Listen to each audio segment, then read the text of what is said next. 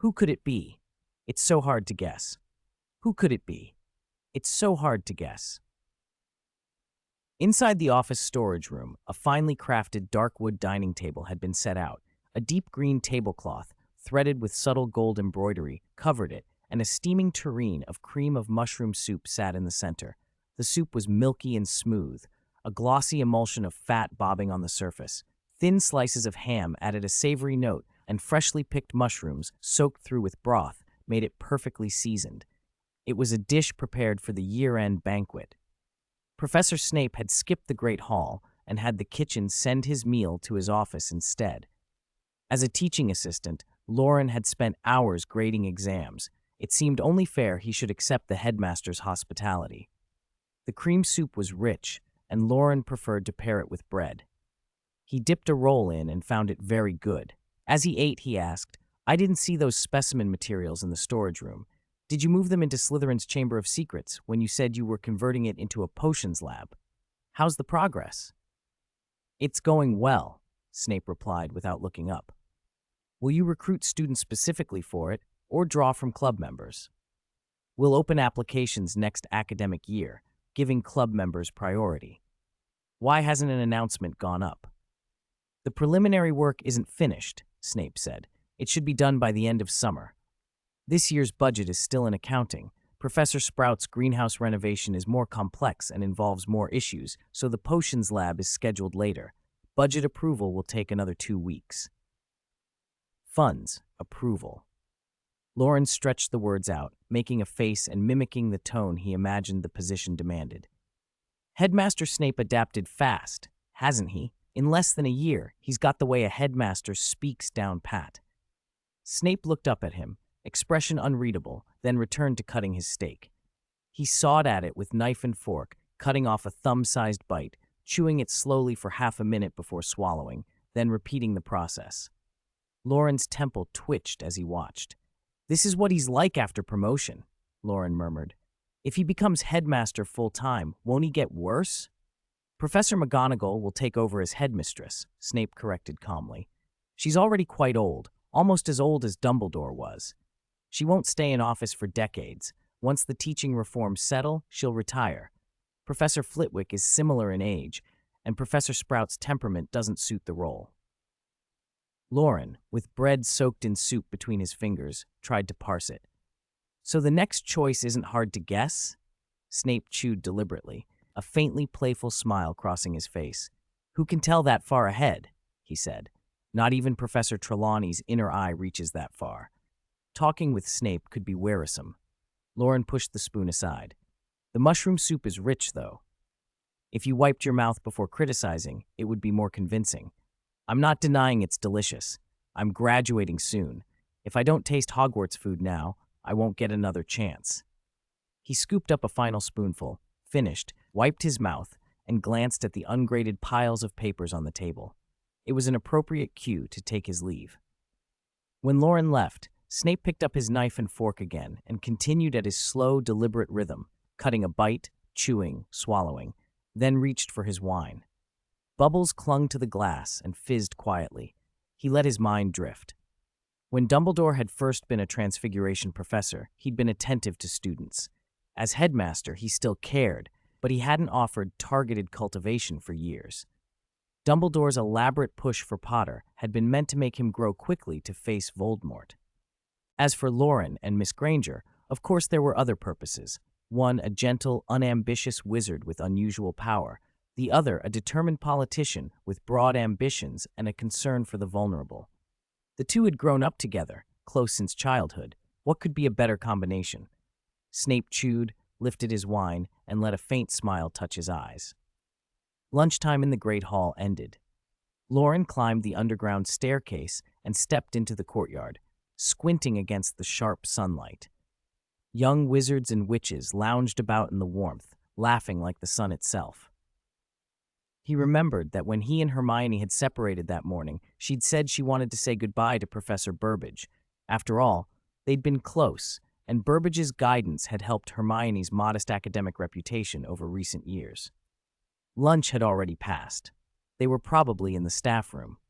Loren turned toward the staff wing to find Hermione.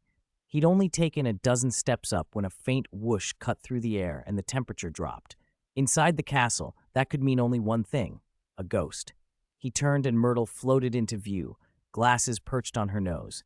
"Loren!" she cried in a high, shrill voice, so close his ears rang. Loren blinked. "Myrtle, you've been picking up Peeves' tactics?" "I didn't learn from Peeves," Myrtle protested. "Then why did you pop out and scare me?" "I'm not scaring you. I'm angry. Very angry." "Angry about what?" "You and Hermione are graduating, and you only said goodbye to nearly headless Nick. You forgot me completely." The short, pale ghost girl fixed him with her round face, which shifted into its old tearful expression. Her pearlescent-framed glasses magnified her eyes. "I thought we were friends, but you don't want to be friends with Myrtle at all. Nobody wants to be friends with Myrtle. Fat Myrtle, ugly Myrtle, only crying Myrtle." Loren was silent for a beat, then turned and resumed climbing. "Your emotions aren't full enough," he said mildly. "Your delivery's too theatrical, and most importantly, you haven't shed a single tear. Then, I'll rehearse and fix it when I see Hermione." Myrtle brightened and floated a few paces ahead of him. "I need to go back to the lavatory to get some water for tears." "Are you going to stay at Hogwarts?" Loren asked. "Of course I'm staying. I'm a Hogwarts ghost," she said. "Dumbledore has ways to guide ghosts on if they want to go. You wouldn't want that, would you?" "You're strange. I can't bear to leave this world either, which is why I lingered at Hogwarts after I died. Why would I want to go?" Myrtle tilted her head and added, "For decades, I was disliked, until you suggested I rehearse a play and Draco rewrote the script for me. Only in the last 2 years have I been noticed. I haven't had enough of that feeling yet."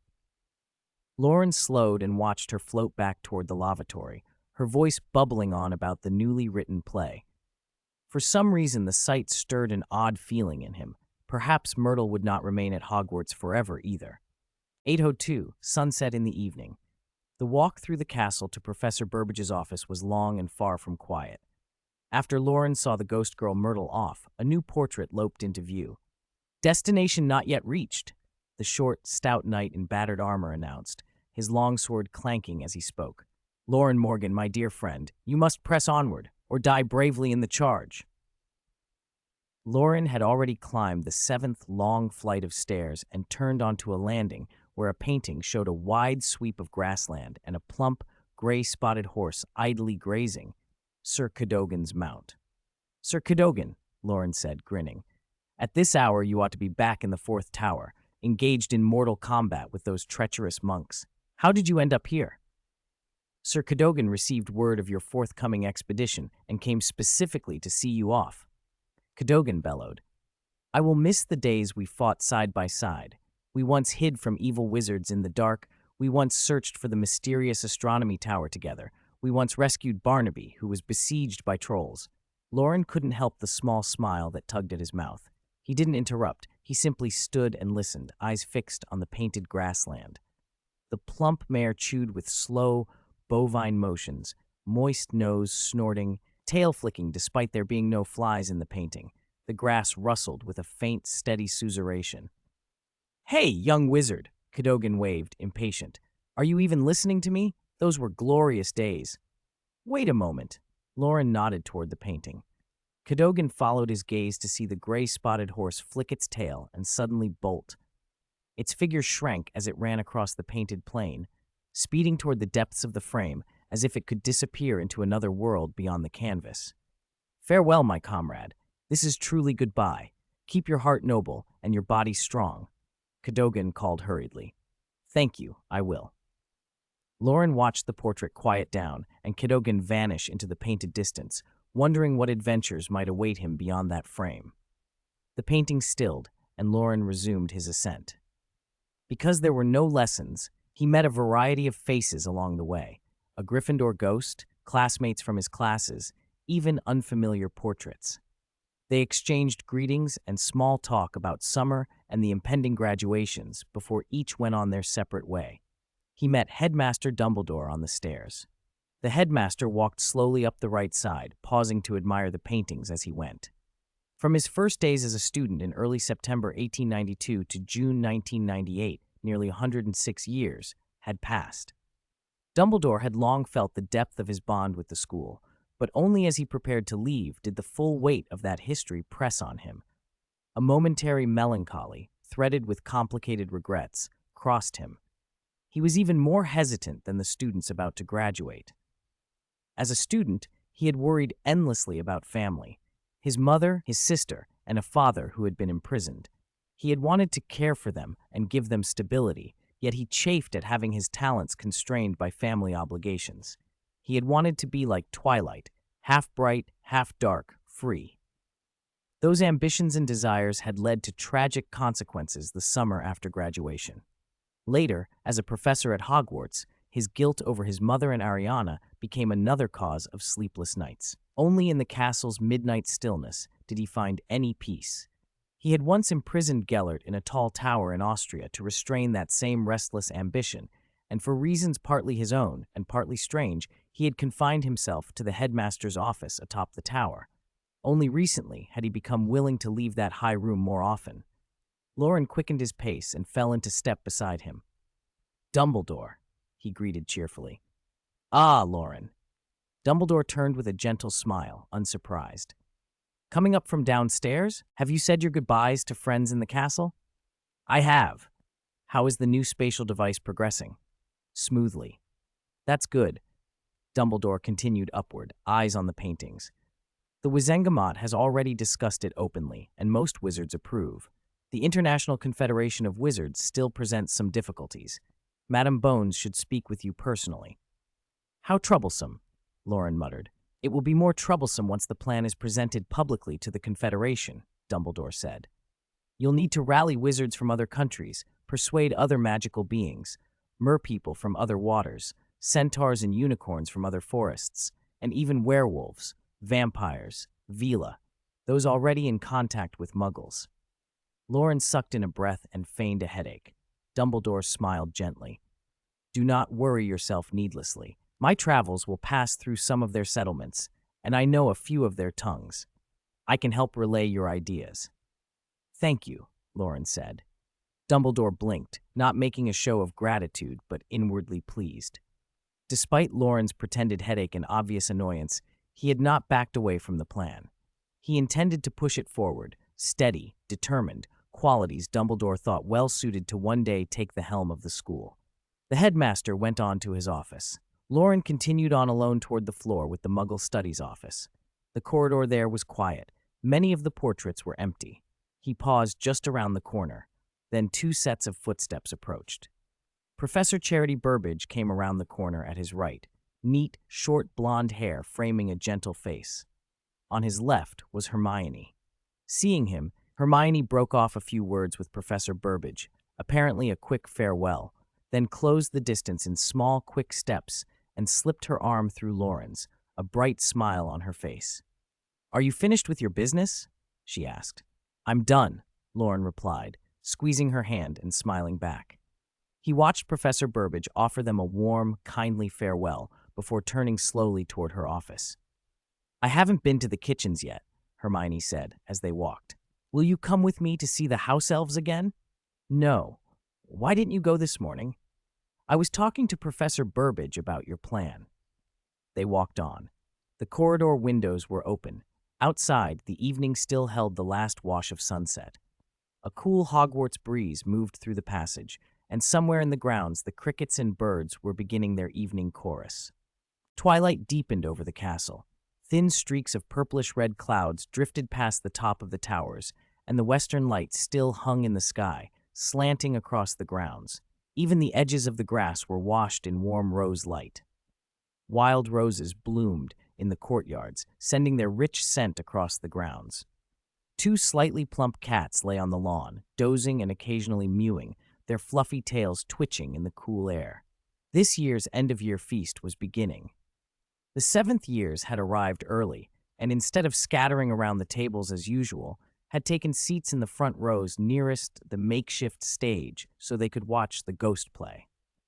Loren had bumped into nearly headless Nick and the no longer crying Myrtle again. He smiled and nodded to them, then tailed a few lazy circles above the Gryffindor table before diving back down to rehearse some more.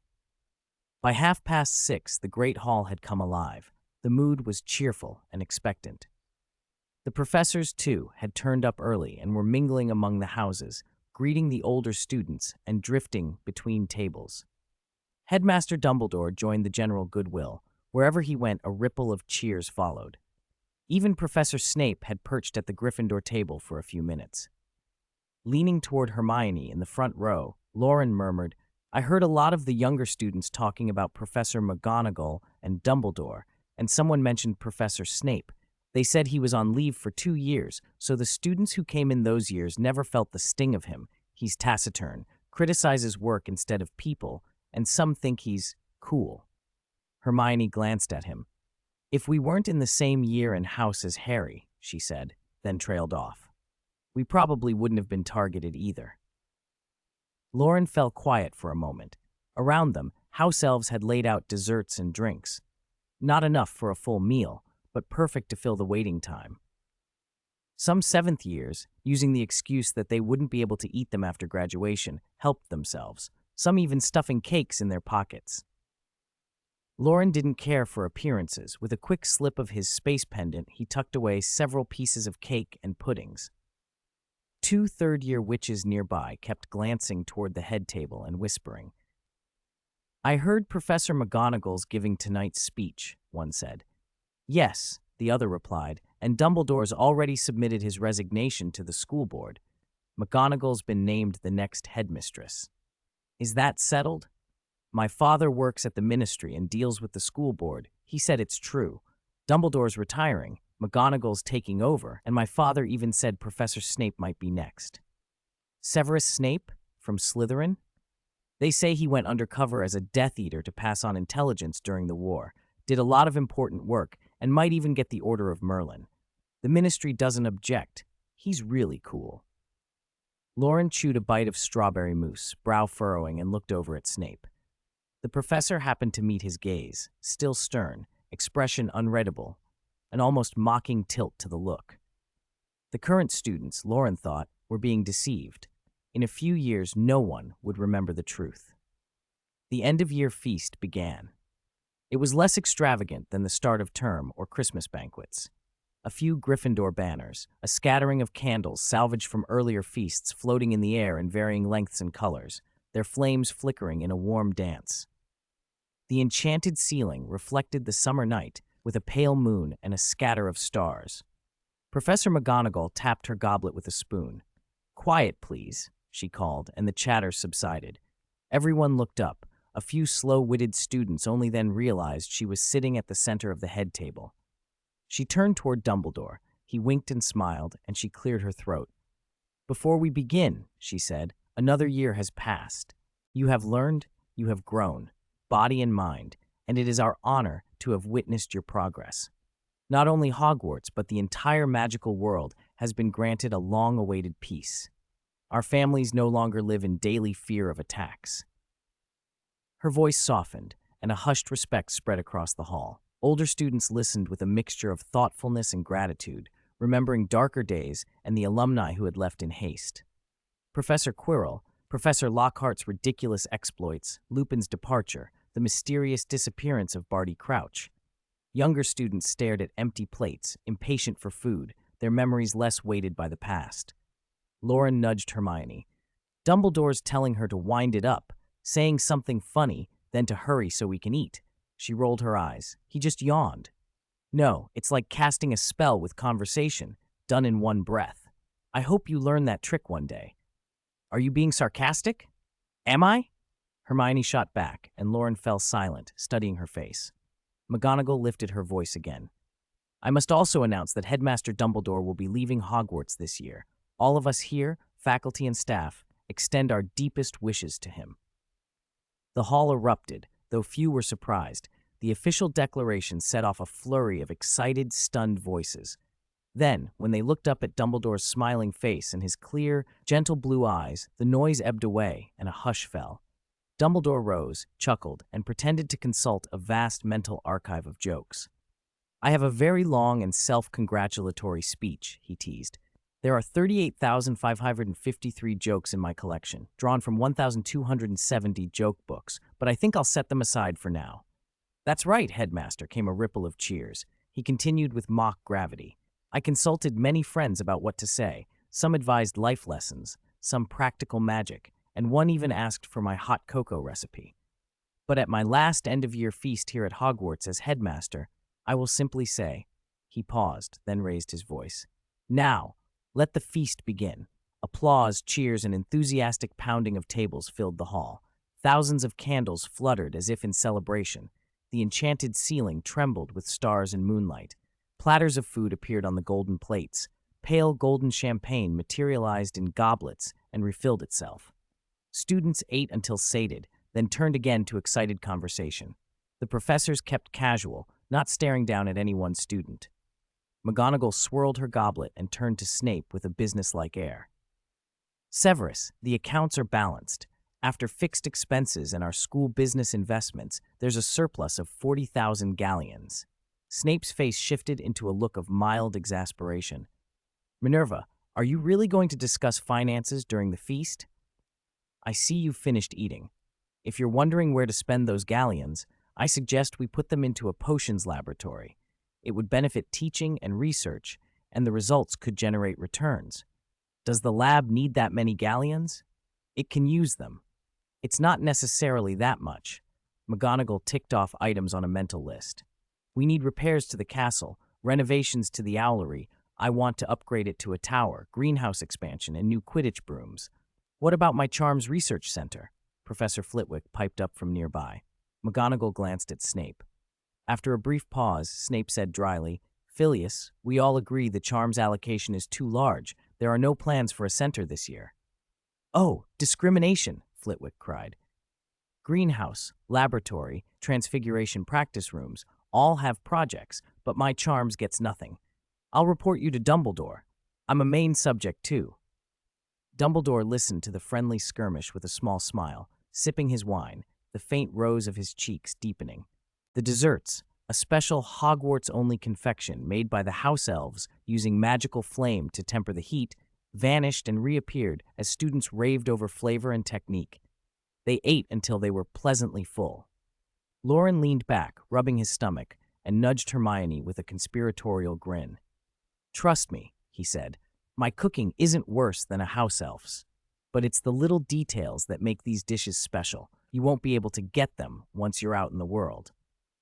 You'll miss this taste, he added softly. A few years after you graduate, you'll lie awake wishing you'd eaten more. So, try them all while they're hot. Here, let me feed you. Hermione rolled her eyes but didn't protest. The seventh years wore smiles that flared bright in conversation but grew quiet in solitude. Even the ghostly play by Nick and Myrtle drew fewer laughs in their section. Loren and Hermione could hear the Hufflepuffs next to them talking. Justin fretted that his Muggle-born parents considered the magical social structure primitive and might not want him working as a wizard. Dean admitted he, too, was tempted by Muggle work. Seamus, who had always hankered after adventure, voiced a different worry as he walked over with a goblet of what looked like wine, clear liquid with the scent of fermented grapes, but no taste. I love magic, he said, but the jobs after this are either shop assistant or dragon keeper. They say Voldemort and the Death Eaters have fallen, and the Ministry will have dull jobs for a long time. Cursebreakers and Gringotts are abroad. Parvati sighed. My mother wants Padma and me to take jobs at the Ministry in India. It's more chaotic there than Albania. There are cleanup operations every year. If things go well, you can earn merit and get promoted quickly. But we don't want to go back. How exciting, someone muttered. Seamus drank, trying to sound resolute, and swallowed. His expression froze. He'd forgotten he'd already mastered the charms needed to transform water into wine. Oh no, he whispered, cheeks coloring. Loren grinned. The middle and lower years watched the seventh years with a mix of envy and longing. They looked forward to graduation without quite understanding the complicated emotions it would bring. The graduates themselves envied the younger students who could look forward to another return in September. For many, graduation was a strange cocktail of melancholy and anticipation, of saying goodbye to youthful stirrings and welcoming an uncertain future. The room filled with soft, indefinable nostalgia as the last year of student life drew to a close. 804. Graduated mid-June, early morning. The students walked out of Hogwarts. The sun was bright, dazzling but not yet hot. Crystal-clear dewdrops clung to the edges of leaves, sparkling. When the breeze passed, some fell into the soil, others swayed on the bushes. Wild grass was tender. Unnamed wildflowers shimmered in the light. Loren and Hermione walked side by side at the very end of the line. Harry and Ron followed not far behind, looking exhausted, eyes glazed, still processing the effects of a long night and too little sleep. A faint whistle sounded up ahead. Whoosh! "The express is here," someone said. Loren watched the simple Hogsmeade platform as the scarlet train slid in and paused by the track. A reluctant feeling stirred in his chest. Hogwarts had kept them away from much of Muggle life these past years, but school had been interesting in its own way, and in their free time they'd had other business, facing down Voldemort, helping restore peace, which had kept them busy. He glanced back at the friends trailing behind him and felt a little nostalgic. "Harry, Seamus, do you guys feel a bit unreal?" Harry blinked, then looked at him slowly, the fog of sleep still in his eyes. "You're bright-eyed. Haven't you slept at all?" "I didn't stay up last night." Ron and Seamus turned toward them. "I was asleep when you went on your walk," Ron mumbled. "You woke me when you came back. I asked you about the Quidditch World Cup, but you were off talking so loudly I couldn't get a word in, so I hid under the covers and went back to sleep." "You still said Crumb would probably win," Seamus said. "Just making conversation. I don't follow Quidditch much." Harry didn't argue. His eyelids were heavy and sticky. All he wanted was somewhere to lie down. He squinted at the train. The forest and hedgerows were lush like an oil painting. The bright red carriages gleamed in the sun. The train doors opened with a rumble. "Don't rush. Queue up and board in an orderly fashion." Hagrid's rough voice boomed. They'd all taken the Hogwarts Express enough times to know the drill.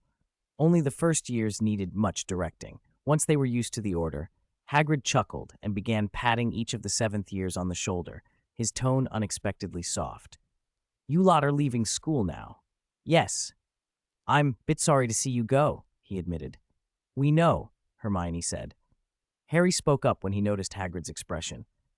"After the feast last night, we didn't go back to the dormitory. We went for a walk around the castle, and we saw you in the corridor wiping your eyes. It was late, so we didn't want to disturb you." Hagrid froze, then remembered the quiet moment alone the night before. The old giant's cheeks flushed crimson. He glanced away, embarrassed. Harry reached up to pat his shoulder, but, realizing the height difference, patted his arm instead. "Don't worry, Hagrid. We'll still be friends after we graduate. We'll meet in Diagon Alley. There's the 3 broomsticks and the Hog's Head." Hagrid managed a small smile. A whistle blew again. "Let's say goodbye here."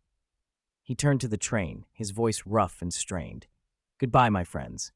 "Goodbye, Hagrid." Loren and Hermione said the words solemnly. "Take care of yourself." Harry added earnestly. "Write to me," Ron called out. "Let's go to the Leaky Cauldron for a drink. After school stuff, you know?" "Molly'll batter me," Hagrid said with a laugh, waving as they climbed aboard. As the train pulled away, dozens of seventh years thrust their heads from windows, waving in unison. "Goodbye, Professor Hagrid." "Goodbye, Hogwarts." Loren sat by the window, leaning out to look back. The castle stood proud in the morning light, turrets reaching skyward, the vast forbidden forest, the shining lake and rolling hills, a place both ancient and full of mystery. By late afternoon, the express had crossed most of Britain. Now they were near London. King's Cross Station grew in the distance. In the carriage, a few of them dozed fitfully. Hermione closed her book and gently shook Loren awake. He rubbed sleep from his eyes. Outside, the trees were rimmed with late golden light. The sun was slipping west. They had left in the morning and arrived at dusk, an odd, disorienting feeling. The train eased into platform 9 3/4. Parents were gathered along the platform. Grandpa Bates, dressed casually for summer, was chatting with Neville's parents, laughing. Monica and Wendell stood nearby, listening with interest. Loren remembered that since he and Hermione had learned apparition, he'd insisted Grandpa Bates not come to the station anymore. But seeing him now, he hurried forward and hugged him. "Didn't we agree in a letter? Why did you still come?" "I thought it might be the last time, so I wanted to pick you up." "It is the last time. Neville says to be sure to come when our new shop opens." Grandpa Bates said. Loren glanced at Neville and his parents. When will that be? Late August, Neville said. After the International Confederation of Wizards meeting and when the new policies start, they'll be updating the prohibited list. Where will the shop be? Loren asked. Next to the leaky cauldron, Mr. Longbottom replied. Oh, Loren tried to sound neutral, but his interest was obvious. At that moment, Harry and Ginny came over to say their goodbyes. On hearing the address, they teased Neville for placing his shop beside the leaky cauldron. Hannah worked there, after all. The teasing was good-natured. They said their farewells to Harry, Ron, Seamus, and the rest. There was little real sorrow. They weren't disappearing from each other's lives. Most of them would stay in the British wizarding world and would cross paths often. Hermione was going to the ministry. Harry planned to train as an Auror, and families like the Longbottoms and the Weasleys were setting up shops in Diagon Alley. Neville, see you in Diagon Alley then. Goodbye. Harry, don't go mad over the holidays. Report to the Auror office and start training properly. Harry gave a pained look. Hermione's not reporting right away. She's going on a graduation trip with us. Why do I have to report straight away? So, Ron asked, I want to travel with Ginny too. I thought you'd pick Ron, someone teased. Harry protested, while the rest laughed and bickered like a family. No grand speeches, just the easy, familiar chaos of friends who'd shared so much and weren't going to lose one another overnight. The dark rubber tires rolled over the asphalt, and the sun-baked road gave off a heavy, almost sweet heat, tinged with the faint, oily scent of exhaust.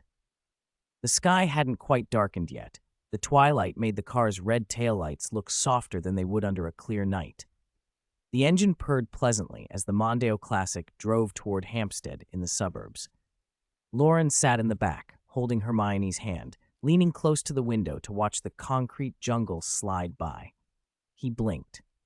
The tall Muggle buildings struck him as beautiful, glass curtain walls catching the last of the sunset and the first of the city lights, sparkling as if to make up for the missing stars. Perhaps it was because he had lived so long in an ancient castle like Hogwarts that the sudden return to a modern city left him a little dazzled. Hermione watched them too, mostly silent, occasionally glancing at their joined hands and then at the passenger seat, a complicated expression on her face.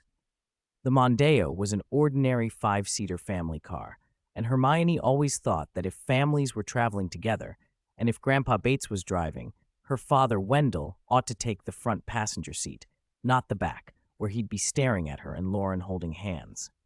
The atmosphere in the car was subtly charged. In the front, Bates and Monica chatted amiably about the wizarding parents they'd met earlier, laughing. Loren sat by the window, admiring the view, holding Hermione's hand. Hermione sat upright in the middle seat, composed. Only Wendell looked tense. His brows were knotted and his eyes were slightly wide, as if he could scarcely accept what he was seeing. Bates broke the silence first. He kept a casual grip on the wheel, glanced at the rearview mirror, and laughed, raising his voice. Did Harry say she'll be working at the ministry? When do you start, Hermione? Summer holidays just begun. Leave a few weeks for yourself. Monica smiled and added, Loren, how are your graduation trip plans coming along? I can start once my transcript is issued, but I'm planning to start in mid-August, Hermione said lightly. Loren turned and smiled. We'll set off in a few days. We're hoping to find a legendary Good Fortune spring, then head to New York for the International Confederation of Wizards. Have a lovely graduation holiday, Monica said. Wendell opened his mouth a few times, then shut it. He shot Loren a few sharp looks, but said nothing aloud. An hour later, they were home. Monica's carefully prepared dinner glinted under the warm lights. The dishes weren't haute cuisine, they weren't flashy or artfully presented, but they tasted like home, and to Loren and Hermione, they were every bit as satisfying as a Hogwarts feast. After dinner, Loren sat beside Hermione with a bowl of ice cream. Hermione licked her lips, then pressed a hand to her stomach and frowned. She was full. There was no room for dessert. Loren noticed. After a beat, he said, Madame Pomfrey sent me a digestive potion. Hermione's eyes gave a brief, bright flicker. You shouldn't overdo it. How is this overeating? It's not often. This is the first dinner at home for the holiday, to celebrate graduation and coming of age. Your mother made it, It's fine to have a little extra. Only today, she conceded. Eat. Hermione laughed softly and took a spoonful. I'm still surprised. If it had been before, Mum wouldn't have made ice cream. She fed him a conspiratorial look as she teased a strand of ice cream from her spoon. Back then, the best thing in the fridge was frozen ice cubes. Maybe that was my influence. Humph. She took another mouthful and glanced toward the sofa where her parents and Grandpa Bates were talking. Their easy teasing flushed her small face. A week into the holiday, the NEWT transcript still hadn't arrived, but Hermione had already received an offer from the Ministry of Magic. That reversal made her more anxious about the exam results. She sighed often. Loren received a letter from Dumbledore, brought by an owl after days of flight from Bavaria. The letter was a few paragraphs long and came with several postcards. Dumbledore wrote about his travels, noting how Muggle technology had reshaped cities and even reached into wild places: skyscrapers, precision machinery, signal towers, and power stations, even campsites set miles inside primeval forests. For decades, most wizards had insulated their communities and magical creatures from Muggle interference. But recently exposure had been rising, and panic among some magical races had followed. Dumbledore had taken the chance to explain Loren's spatial displacement plan to the elders and leaders of several magical races. They were astonished, but impressed, and, trusting Dumbledore, had quickly agreed to help. He also wrote about Loren's graduation trip, including details on the Good Fortune Spring and the protective magics around it, and advised them to prepare carefully. Even in retirement, Dumbledore was busy saving the world. Loren thought he deserved a Lifetime Achievement Award. Loren put the letter away and looked at the postcards. Hermione, fresh out of the shower, sat in front of him with steam clinging to her wet hair and the faint scent of shampoo. She handed him a comb and a hairdryer. When she saw he was staring at the stationery, she peered down. "A letter from Dumbledore?" she asked. "You could dry your hair with a few flicks of your wand," he said. "The warm air's nicer, and I like it when you comb my hair." She said it like a small tease and brushed a damp curl across his cheek. "Magic makes things easy for everyone else but me, doesn't it?" Loren grumbled and took the comb and dryer, working with the practiced ease of someone who could open a salon. "I come from a Muggle family." Hermione hummed and snatched one of the postcards. "What does he say?" "Something about the magical creatures and the Good Fortune Spring. You can read it." She read as he dried her hair. The dryer made a rough, rattling hum and a thin, high whine as it pushed warm air through the housing. The boy's fingers were warm and reassuring as they smoothed the damp. 2 days later, June 22nd, the summer solstice. Everything for the trip was packed and loaded into the boot. Dressed in neat summer clothes, the two of them looked less like people leaving on an epic journey than like a young couple going on a weekend outing. The mood was relaxed. Hermione's parents and Grandpa Bates showed no real anxiety. "From a wizard's point of view, with the magic we have, this isn't a long journey," Loren said. "If everything goes smoothly, we could be back for dinner. If not, we'll come back and rest and still be home for supper." The Grangers and Grandpa Bates exchanged half smiles and non-committal noises. "We're not worried," Monica said. "Then we'll see you tonight." Before they could finish, Loren gave a soft hum and they vanished from the hall. Their three elders looked at one another, genuinely smiling, before returning to their own errands. Wendell and Monica off to the clinic, and Grandpa Bates to the bank. A large fixed deposit had matured.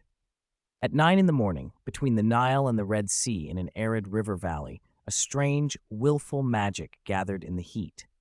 It condensed, twisting into indistinct runes, and under their influence, a seam opened between this space and another.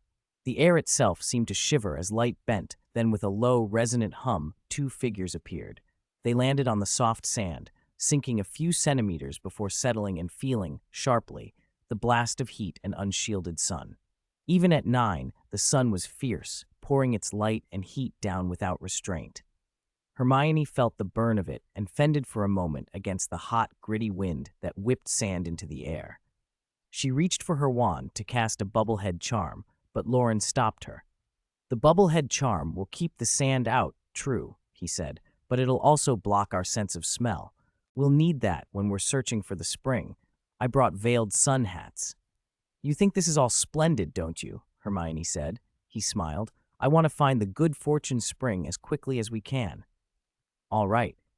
He produced wide-brimmed hats and light white cloaks, semblances of local clothes, and helped her into them. It's a graduation trip after all, he murmured. The desert only answered with the whisper of hot wind and the rustle of sand.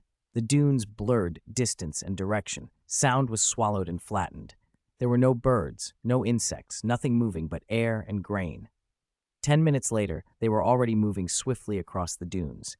The sand shifted underfoot. Even small slips could be dangerous.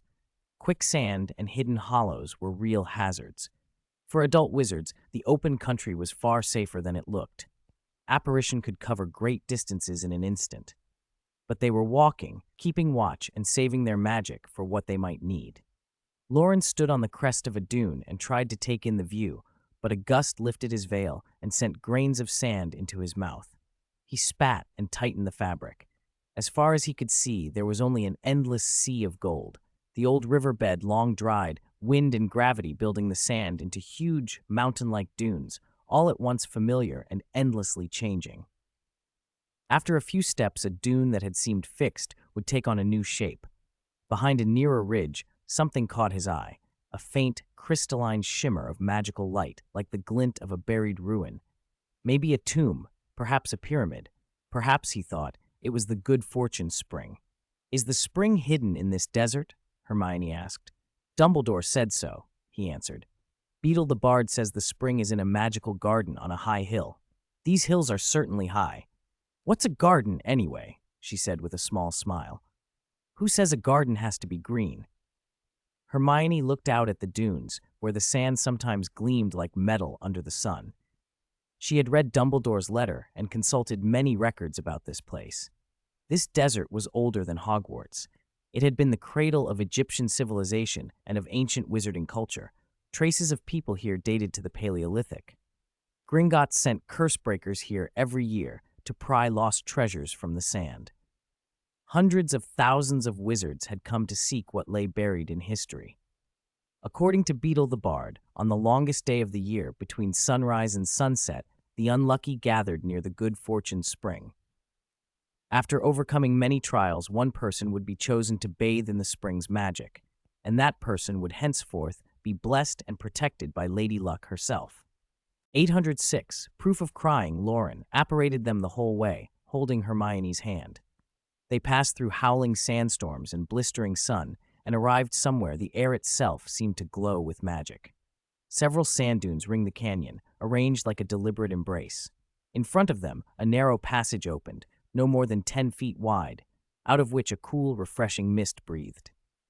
The path wasn't straight. It wound and twisted, hiding how far it ran. As they walked, the scent of plants grew stronger, and the loose, fine sand beneath their feet turned to solid earth. It felt like stepping into another world.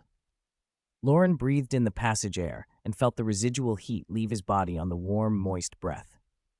After many turns, the floor changed from dry and hard to soft and damp. Patches of moss and wild grass appeared, even aloe vera. About 10 minutes in, they made a wide right turn, and their view opened. Greenery stretched everywhere, and the sunlight above seemed gentler. Loren and Hermione exchanged a look, and the same thought flashed through both of them. The good fortune spring really was in the garden. Loren took in the oasis. Close by were low, lush shrubs. Farther off, tree crowns rose in quiet stateliness. Birds fluttered among the branches, and lizards scurried through the grass. The magical radiance they'd seen from outside had dispersed into several beams, each falling somewhere different. The air hummed with pure magical fluctuation. There was no trace of alchemy or runes, no signs of a wizard's spellwork, not even a muggle-repelling charm. However glorious the civilization here had once been, whatever powerful magics it had birthed, there were no signs now. Everything looked ordinary. Is this the garden the good fortune spring is in? Hermione asked softly. It's the garden created by the spring, Loren said. What do you mean? This garden exists deep in the desert. As you saw on the way in, it might not rain for years out here, and the surrounding geography can't store water. No underground rivers, nothing. The reason there's a stable oasis is the good fortune spring. Only a magical spring could keep summoning fresh water, and its magic answers to the constellations. Only on the summer solstice, the longest day of the year, does the little path at the entrance open. At other times, it's hidden among the dunes. Neither muggles nor wizards can find it.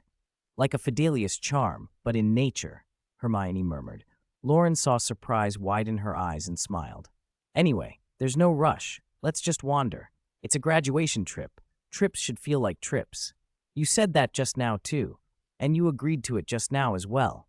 He took her hand and swung it twice, then walked with her instead of apparating off again, as if they were strolling down a street toward the nearest pool of light. In the tales of Beetle the Bard, the area around the Good Fortune Spring had been full of tricky magic, attacking vines like a homping willow, rare potion ingredient trees. But this oasis felt peaceful, almost ordinary. None of the plants gave off magical signatures. They were just plants. The ground was overrun with weeds. There were no paths, no signs of large animals. Where vines grew too dense, they cleared away, sometimes with a severing charm, sometimes with a harsher cut. Sectum sempra, Loren called once, flicking his wand. A small conjured blade flashed out and sliced through the vines, blocking their path. He moved forward and noticed a puddle a few meters ahead. It was only a few square meters, barely a lake. A few blades of grass floated on its clear water. Wispy aquatic plants and moss clung to the bottom. The pool shimmered with a crystalline magical light. No fish swam there, only a snow-white brocade snake circled the surface. The snake's color made Hermione pause. "Do you remember the story of the Good Fortune Spring?" she asked, watching it. The first trial the three witches and the unlucky knight faced was to prove their suffering to a snow-white earthworm. That earthworm was buried beneath a hill, huge, bloated, and blind. Loren recited from Beetle the Bard. "Sounds like an albino brocade snake." The water rippled. The snow-white snake had slipped ashore without them noticing and was crawling toward them. Its pale eyes looked glazed and lifeless. Its tongue was pink and delicate. It did not look dangerous, if anything, a little pitiful. The snake drew up and swayed, emitting soft hiss-like noises. They didn't understand Parseltongue, but they had a guess. "Prove your suffering?" Hermione suggested. The snake inclined its head. Loren and Hermione tried again, forming the same question with more certainty. The snake's head bobbed, answering them plainly. "In the story," Hermione said, "the witch Asha, dying, proved her suffering by offering her tears." "Can our tears count?" Loren asked. "Can you make yourselves cry now?" Hermione echoed. They looked at one another and then made a quick plan. Loren kept a few common ingredients and potions in his pouch. Some had strong scents that would provoke tears. He chose a milder method, an onion. He pinched off a small piece, brought it to his nose, and inhaled. His eyes immediately stung and blurred. He let a single tear collect on his cheek and carefully touched it to his finger. Then he held that tear, one drop, up to the snake's pale nostrils. The blind brocade snake, which had been expressionless, reacted with obvious disgust. It curled its tongue back, closed its mouth, and turned its head away as if insulted. For a moment, neither of them spoke. They were both 17 or 18, freshly graduated from Hogwarts. One was full of ambition, headed for the ministry to fight for his ideals with a bright future ahead. The other, not yet fully an adult, already stood shoulder to shoulder with legendary witches and wizards, prepared to change the world. Their careers seemed to unfurl before them, and their relationship felt right. To claim true suffering in those circumstances felt almost ridiculous. 807. Snake at the Lucky Fountain. The first challenge at Good Fortune Spring had them both a little stumped. Hermione paced along the lakeshore, brow furrowed, weighing how to convince the snow-white brocade snake she had suffered enough to pass the test. She wondered if she could quietly assess its magic or try Confundus or Imperious, but the snake's placid manner and the spring's peculiar magic made her hesitate. "Prove suffering," she muttered. It might mean Crucio, but it shouldn't be limited to physical pain. If it meant emotional or psychological torment, perhaps it had to do with Dementors. What exactly are they asking for? She paced back and forth, then halted when she saw Loren squatting in front of the snake. He held the pendant that hung at his chest with one hand, and, with the other, was pulling things from it one by one and offering them to the white snake as if trying his luck. He produced potions and alchemical ingredients, then food and condiments. If an item didn't elicit a reaction, he put it back. He even tried to feed food to the snake. At one point, he held up a dried white mouse, Hanch's snack, to it. Hiss, hiss. Although the snake's eyes were dull and its face unreadable, the slight wag of its tail betrayed a hint of interest, almost helpless. Hermione felt a sudden flash of sympathy for the creature. Putting aside her other plans, she crouched beside Loren and began to pull items from her pendant as well. Hogwarts a history, NEWT study guides, flourish and blots quills. Loren glanced at her. What do those have to do with suffering? And what do chili oil and mustard have to do with suffering? She shot back. These are seasonings made from magical plants, contraband in their raw form. The chili oil is made from devil's chili. The mustard is premium. It would hurt just to taste them. Hermione fell silent for a few seconds. She still thought Confundus or Imperius might be more direct, but for the next 10 minutes, they emptied their pendants item by item, waving each before the snake and then tucking it away. The snake ignored them. Loren wasn't discouraged. He kept at it, and finally, when he swiped his hand across his pendant, pulled out a red stone. He was about to put it back when the snake suddenly moved. It drew its head closer, flicked its tongue, and began to lick the red coral. Loren held the stone steady, watching. Hermione's eyes widened a little in recognition. The coral the merpeople gave us, she said. What does that have to do with suffering? Loren asked. Loren's face went thoughtful. That merperson elder told us how his tribe was poisoned, deformed, and dying under a spreading toxin. He watched his people head toward extinction and felt powerless. He suffered. Oh. Hermione's expression shifted with realization. To the white snake, the coral must be a rare delicacy. It licked and savored the stone, barely registering being touched. Loren stroked its scales with one hand while holding the coral with the other. Questions lingered. What exactly did the coral do? Why was the merperson elder so sure he could save his people?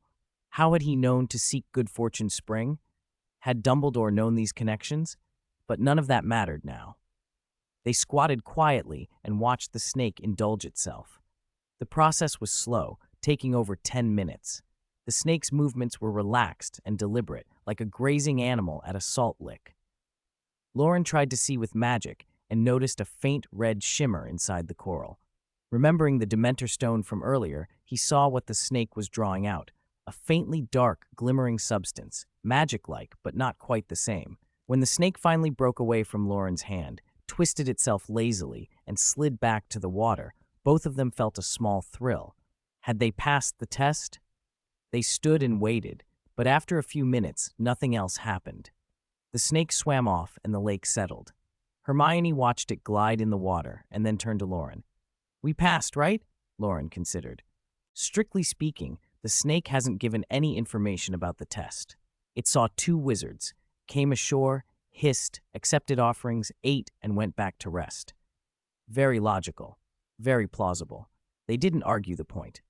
After lingering a few minutes, they pressed on toward the next pool where the magical light glittered.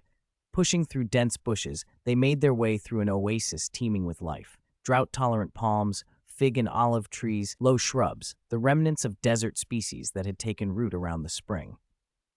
There was no sign of people. Dumbledore's visit had been nearly a century ago, and any tracks had long since been erased by time and sand. They reached the next pool, another transparent lake with submerged water plants and no fish. Small animal tracks lined the shore.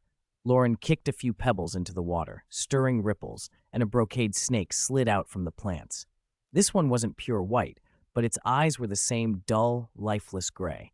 It swam to them, raised half its body, flicked its tongue, and hissed. What if I just feed it dried white mice? Loren suggested. Hermione ignored him and, remembering the coral, took that from her pendant and offered it. The snake showed no interest. I think we should empty our pendants and try everything, she said. We don't speak Parseltongue, and they don't speak our language. Guessing isn't as good as systematic trial and error. Did Dumbledore's letter say anything about what they wanted? Not at all, Loren said. Then let's try everything. Sigh. Loren crouched and started pulling items from his pendant one by one. This time the snake did react. It began to lick a dark, ragged clump of waste unicorn tail hair. Loren smiled.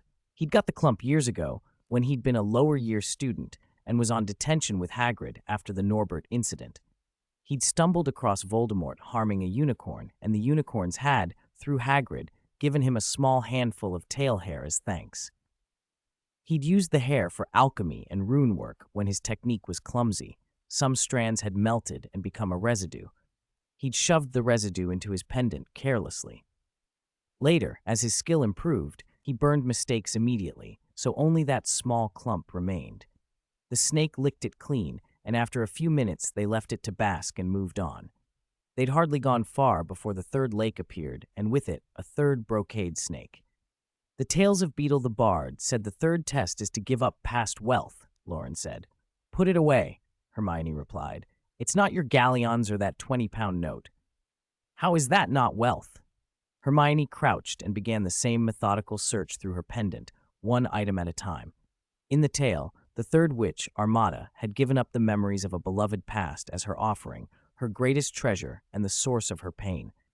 Loren watched from the side instead of trying items with her. It's lunchtime, he announced. Let's eat before we try more. Like a picnic? She asked. Alchemy preservation. Everything tastes like it's fresh from the cauldron, he teased. You planned this, she accused. Of course, a trip should feel like a trip. You make lunch. I'll finish trying a few more things. Loren stroked the snake's scales, then set about preparing their meal. A picnic blanket proved impractical. The ground was too uneven and muddy. With a flick of his wand, an exquisitely set dining table appeared. 2 carved chairs, plates, stemmed glasses, everything. Hermione stayed kneeling in front of the snake while he arranged the dishes. Sunlight danced off the lake into her eyes. Loren, you wouldn't what? He asked without looking up. Give up our memories. Of course not. He kept working and looked back at her, smiling. Even if we make more beautiful memories, the past is irreplaceable. I believe that. His movements were steady and sure. Hermione fell silent. Their time together had taught them each other's hearts, but she had needed the reassurance. Before she'd finished trying every item in her pendant, a rich, appetizing smell rose from the table. Beef stew with potatoes, layers of pastry and onion soup, Basque chicken, cream ice cream. The scent seemed to tug at something inside her. The pace at which she handled the remaining items slowed, her mouth watering. Stop, Loren said. It's lunchtime. There are only a few things left, she murmured, torn. She finished the last few offerings, left a couple of dried white mice for the snake, and hurriedly stood. You're sneaking food. I saw you. Loren hummed as she sat at the table. The sun was gentle through the foliage, warm but not fierce. The food reminded Hermione of lazy days after exams at Hogwarts, lying by the black lake in the sun. The snake beside them turned its head, puzzled for a moment, then settled into the sun with narrowed eye membranes, uninterested in the mice. Hermione took a bite of the tender potatoes and closed her eyes with pleasure. Did you figure out what the third snake wants? She asked. Just a guess. Loren sliced a piece of beef and spoke casually, but there was gravity under his words. The witch gave up a memory she treasured but had to let go of. I have a memory like that too. Hermione watched his face quietly, searching his expression. She did not press him further. Deep in a desert oasis, by a still, clear lake, Loren knelt. The brocade snake beside him, which had been dozing, opened the thin membrane over its eyes. Its gaze was cold and empty, relying on the heat-sensing pits in its face to perceive the world. A scrap of dried rat meat lay where he had left it. Loren bowed his head and pressed his wand tip to his brow. Quiet, gentle magic threaded through his mind, probing past the cortex, skimming irrelevant gyri, crossing the link between body and soul, and reaching down into the depths of memory. Years of practice had made him an expert in memory magic. Exploring the far reaches of his own mind had become almost effortless. When he drew the wand away, invisible currents rippled outwards. Nearby grass whispered, the lake's surface shivered. Space itself seemed to distort. Hermione had to squint to make out what swirled above the wand tip. A wisp of filament, smoky and gray-white, not the soft silver haze she associated with ordinary memory mist. It had no glow, only a thick, inscrutable opacity, as if whatever hovered there blurred the world around it. Most memory extraction techniques produce a lighter, silvery mist. Legilimency is usually the most delicate, the least likely to harm brain or soul. With Loren's skill, he could safely pluck memories without causing confusion. Still, Hermione felt a subtle, indefinable change in him as the memory uncoiled, a shift neither good nor bad. Loren often seemed slightly detached from his surroundings in a way comparable to many Hogwarts students. It was an air that faded with familiarity. In that moment, as the space and lake bent around the magic, that aloofness seemed to vanish. "Loren, are you all right?" Hermione asked.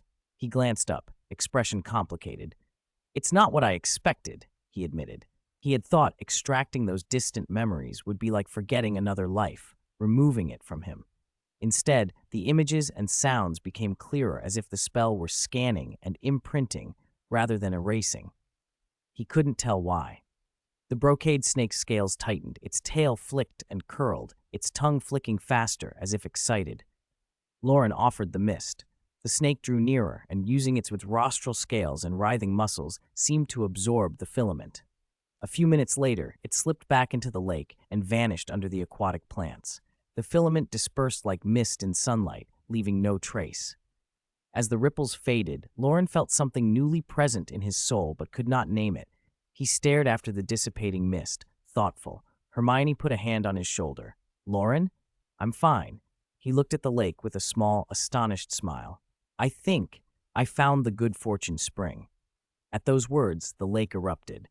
A thunderous roar split the air. Magic battered the shore. There were no ordinary splashes, but a surge of raw magical energy and a howling wind that picked up sand and debris, throwing them into the sky. Dirt and grit obscured the sun. Loren's bubblehead charm faintly glowed, keeping the flying sand out.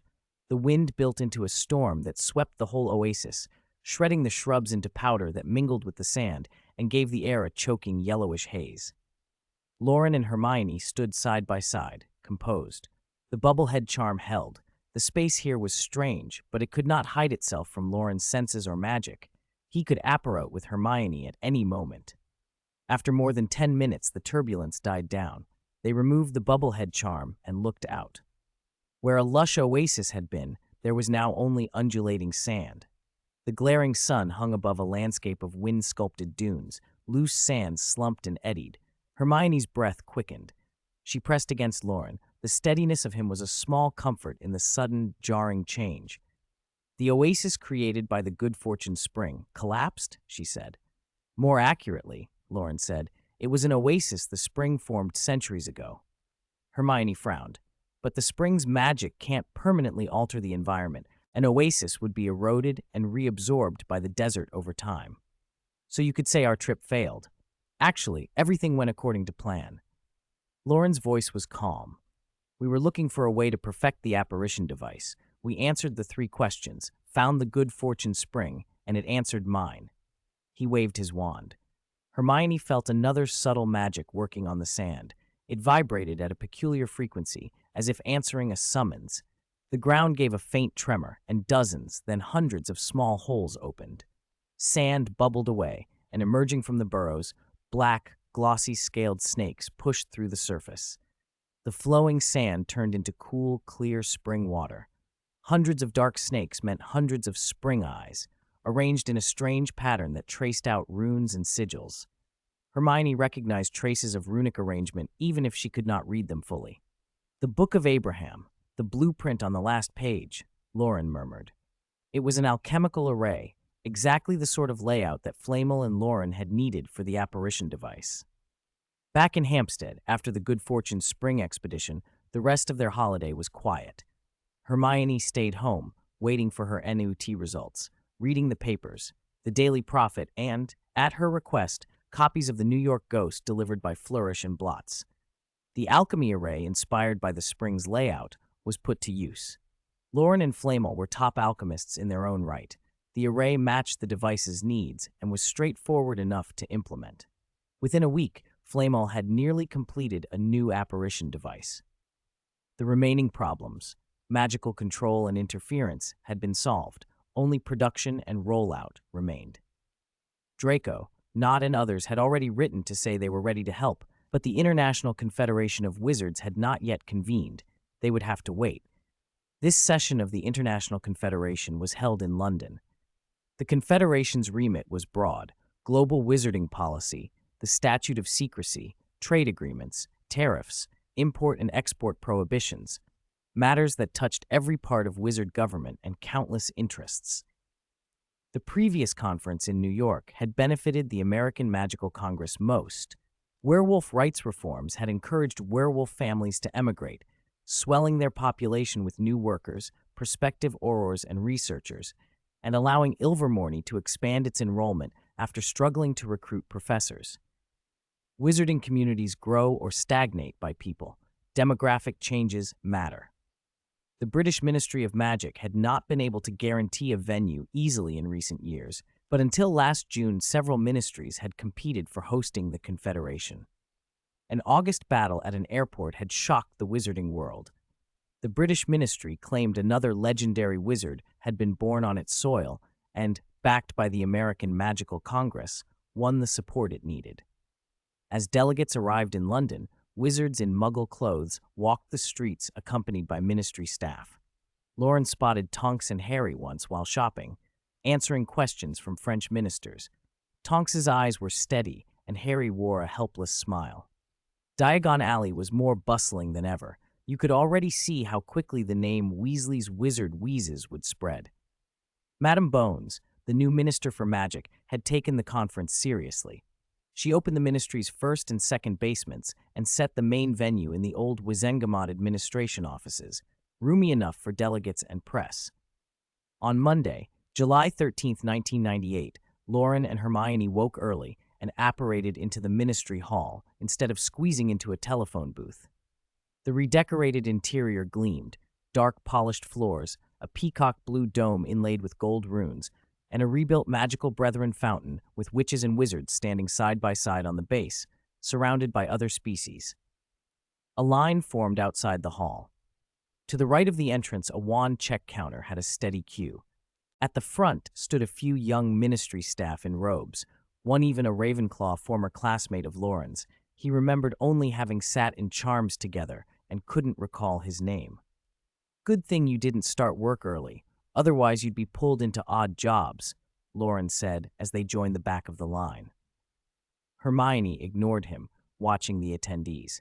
Including Britain, there were delegations from 170 wizarding governments, close to 300 people in total, many from large communities like the American Magical Congress.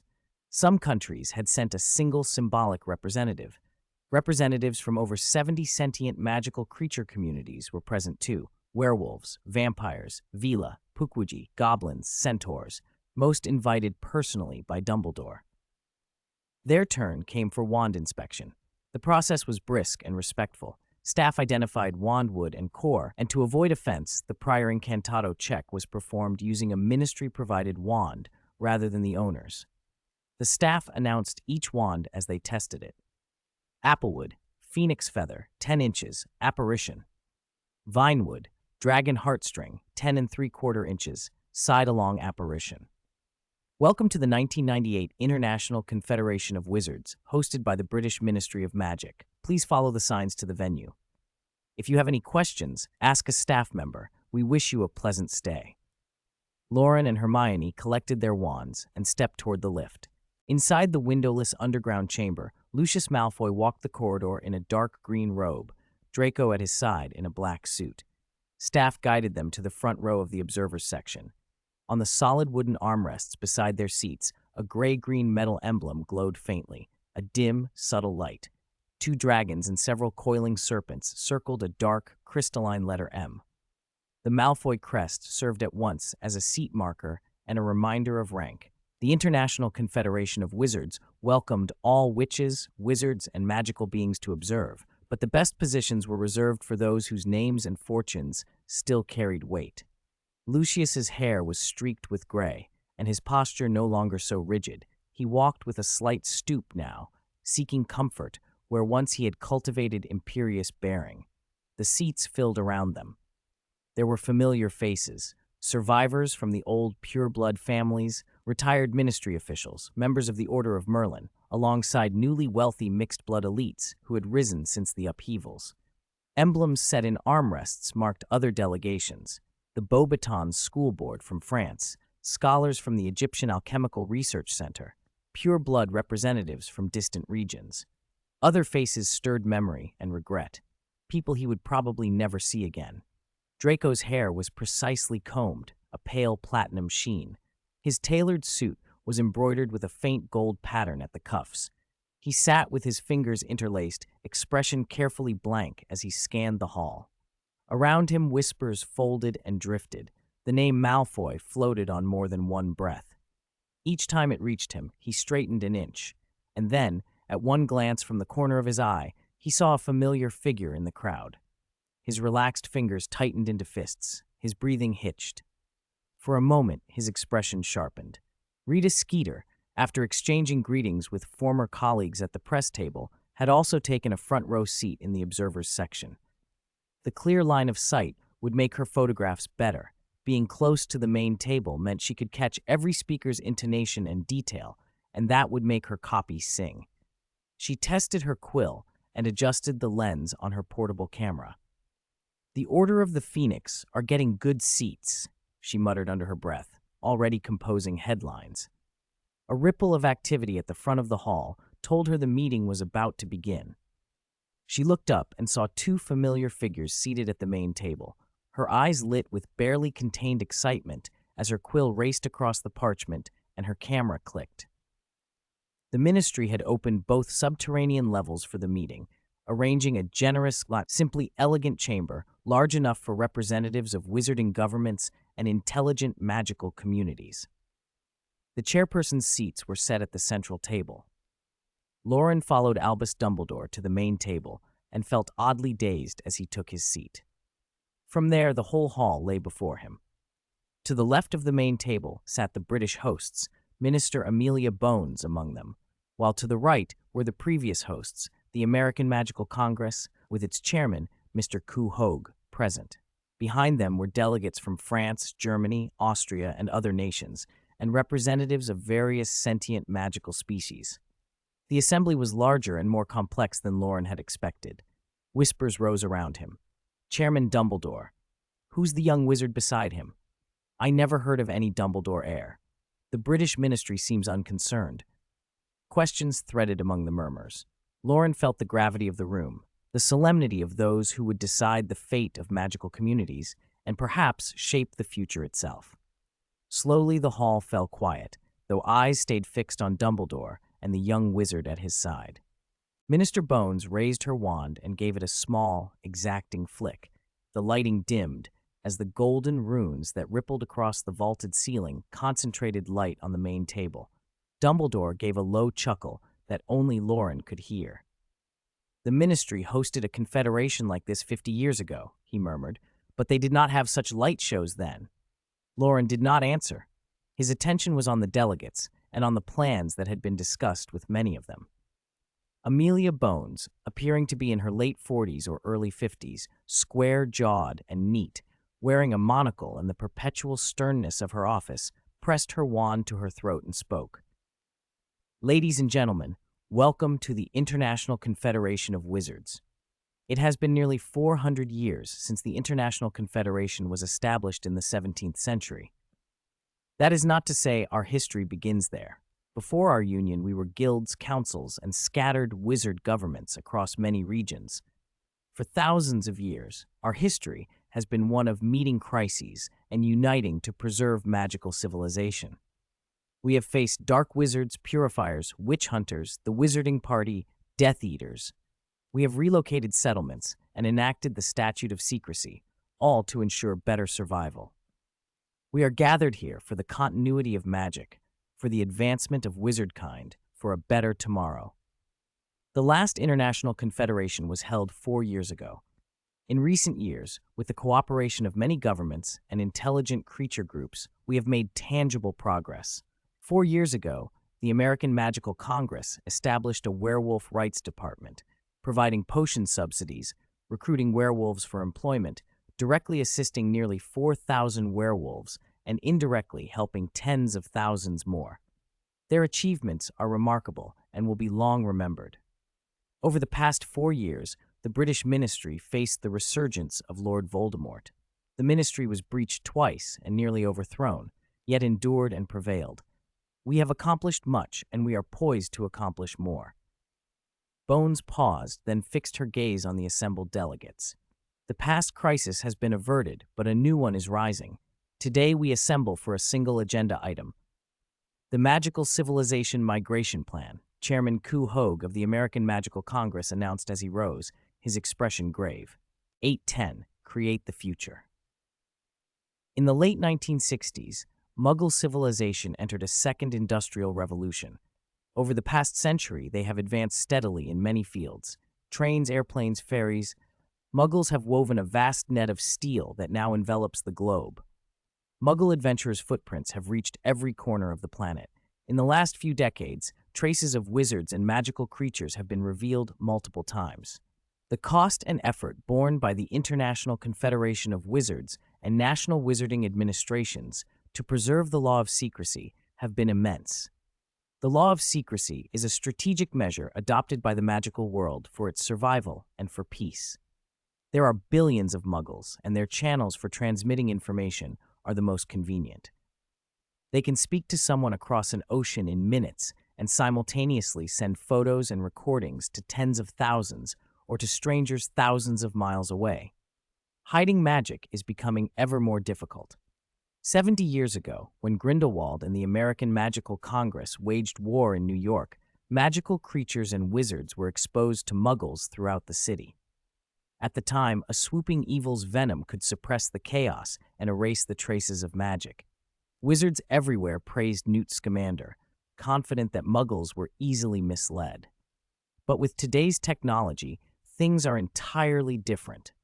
Just last week, while the British Ministry of Magic was preparing for a meeting, a Muggle accidentally stumbled into the leaky cauldron and saw several witches. That very night, text and pictures were posted to a web page, and within 3 or 4 hours, 4,700 people had viewed it. We cannot obviate every viewer. Directly altering the web page would leave logs. Every attempt would create indelible traces. After consulting Muggle specialists, our only option was to edit the web pages, add, delete, and recast the incident as an urban legend. Even so, the impact was real. Many unfamiliar faces began to wander and explore the street where the leaky cauldron is located. We had to increase vigilance until the curiosity subsided. This lasted roughly half a month. Similar incidents occurred at the Woolworth Building in the United States and near wizard settlements in Bavaria. The French Ministry's Intelligence Division even dispatched agents to investigate possible wizard activity. As Muggle information networks become more complete and communications faster, magic will sooner or later be revealed to the prying eyes of technology. We must prepare in advance. Madame Bones did not stop at words. She played video footage, explained Muggle technologies, and physically demonstrated a telephone and a fax machine. Speaking or writing at one end produced the same sound or writing at the other, while the fax clattered out the paper. The demonstration was overseen by the Office for the Misuse of Muggle Artifacts. A red-haired supervisor stood grinning nearby. Some wizard governments that had kept themselves aloof from Muggle society had long treated the law of secrecy as an unbreachable wall. Seeing these devices made clear that the wall was glass, fragile, poorly founded, already on the verge of collapse. When an unexpected event occurs, it can spread around the world in minutes, leaving barely any time for an obliviation. Madame Bones paused to let the delegates absorb the gravity of the situation, then continued about 10 minutes later.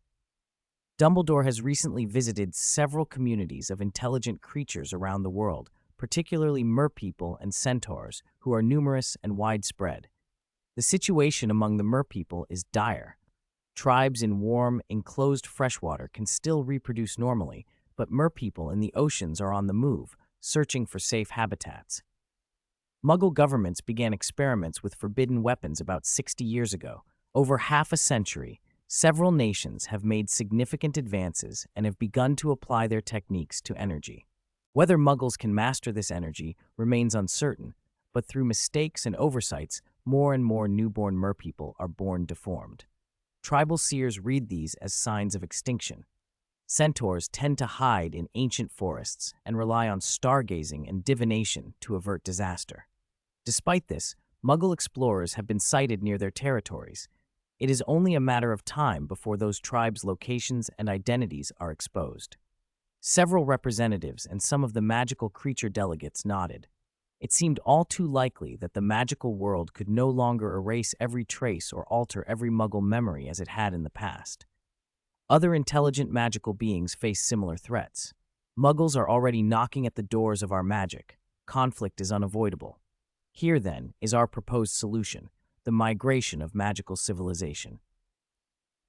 Madame Bones turned toward the chair at the front and to the young wizard seated beside Dumbledore.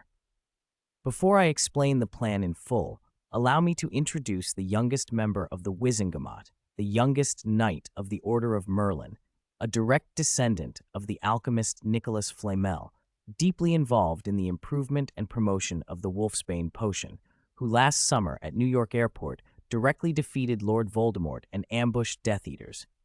Mr. Loren Morgan. As Madame Bones spoke, more and more eyes shifted to Loren, their surprise and admiration slowly giving way to a kind of respect. Loren exhaled, rose, and nodded to the assembled wizards. His gaze swept the room. Hermione, Draco, Harry, and others sat in the observers section. Closer by were Professor McGonagall, Mad-Eye Moody, and Madame Maxime. Dumbledore sat beside him, the old wizard's eyes narrowed slightly behind crescent spectacles and his smile gentle. Originally, Dumbledore had wanted to present the plan himself, using his near century of reputation as a guarantee while Loren stayed in the background. Loren had expected that and been prepared to let it happen. Dumbledore refused, insisting that Loren had graduated and that adult wizards should present their own solutions, that this was Loren's plan and he must explain it himself. For a moment, Loren felt as if he were back in Hogwarts, and these difficulties were part of his last lessons. He spoke without a wand, without any visible incantations. His voice carried clearly and evenly through the hall. Ladies and gentlemen, Loren Morgan extends his most sincere greetings. The foundation of the Magical Civilization Migration Plan is a new type of spatial displacement device that, by probing the interface between body and soul, has revealed the deeper principles behind apparition. We have combined and improved those principles with the Flu Network. Dumbledore listened quietly at his side, his deep blue eyes seeming to look through space toward an unknown future. Loren spoke of a new form of spatial displacement, of the entire magical world relocating, across the galaxy to the other side. The words felt like a grand, unfolding scroll. The delegates strained to see it, their minds stiff with a mixture of shock and awe. The vast hall fell into an unusual hush. Ladies and gentlemen, Loren went on, this migration will require the cooperation and mutual support of all magical beings. A new era is dawning, and together we can create a better future. He sat down. Madame Bones rose at once and announced in a steady voice, the vote will now begin. British Ministry of Magic representative, in favor. American Magical Congress representative, in favor. French Ministry of Magic representative, in favor. Egyptian Ministry of Magic representative, in favor. In the observer's gallery, the journalist Rita Skeeter stared at the young black-haired wizard. Her notebook lay open, and her quick quotes quills scratched feverishly, the handwriting skewing and jerking as if reflecting the tumult inside her. Everyone present understood what was happening. This moment would be remembered, and it would shine in the pages of the history of magic. 811. Create conditions. It was late July, clear and sunny. In the Hampstead garden, canopies of trees threw dappled shadows across the paving stones.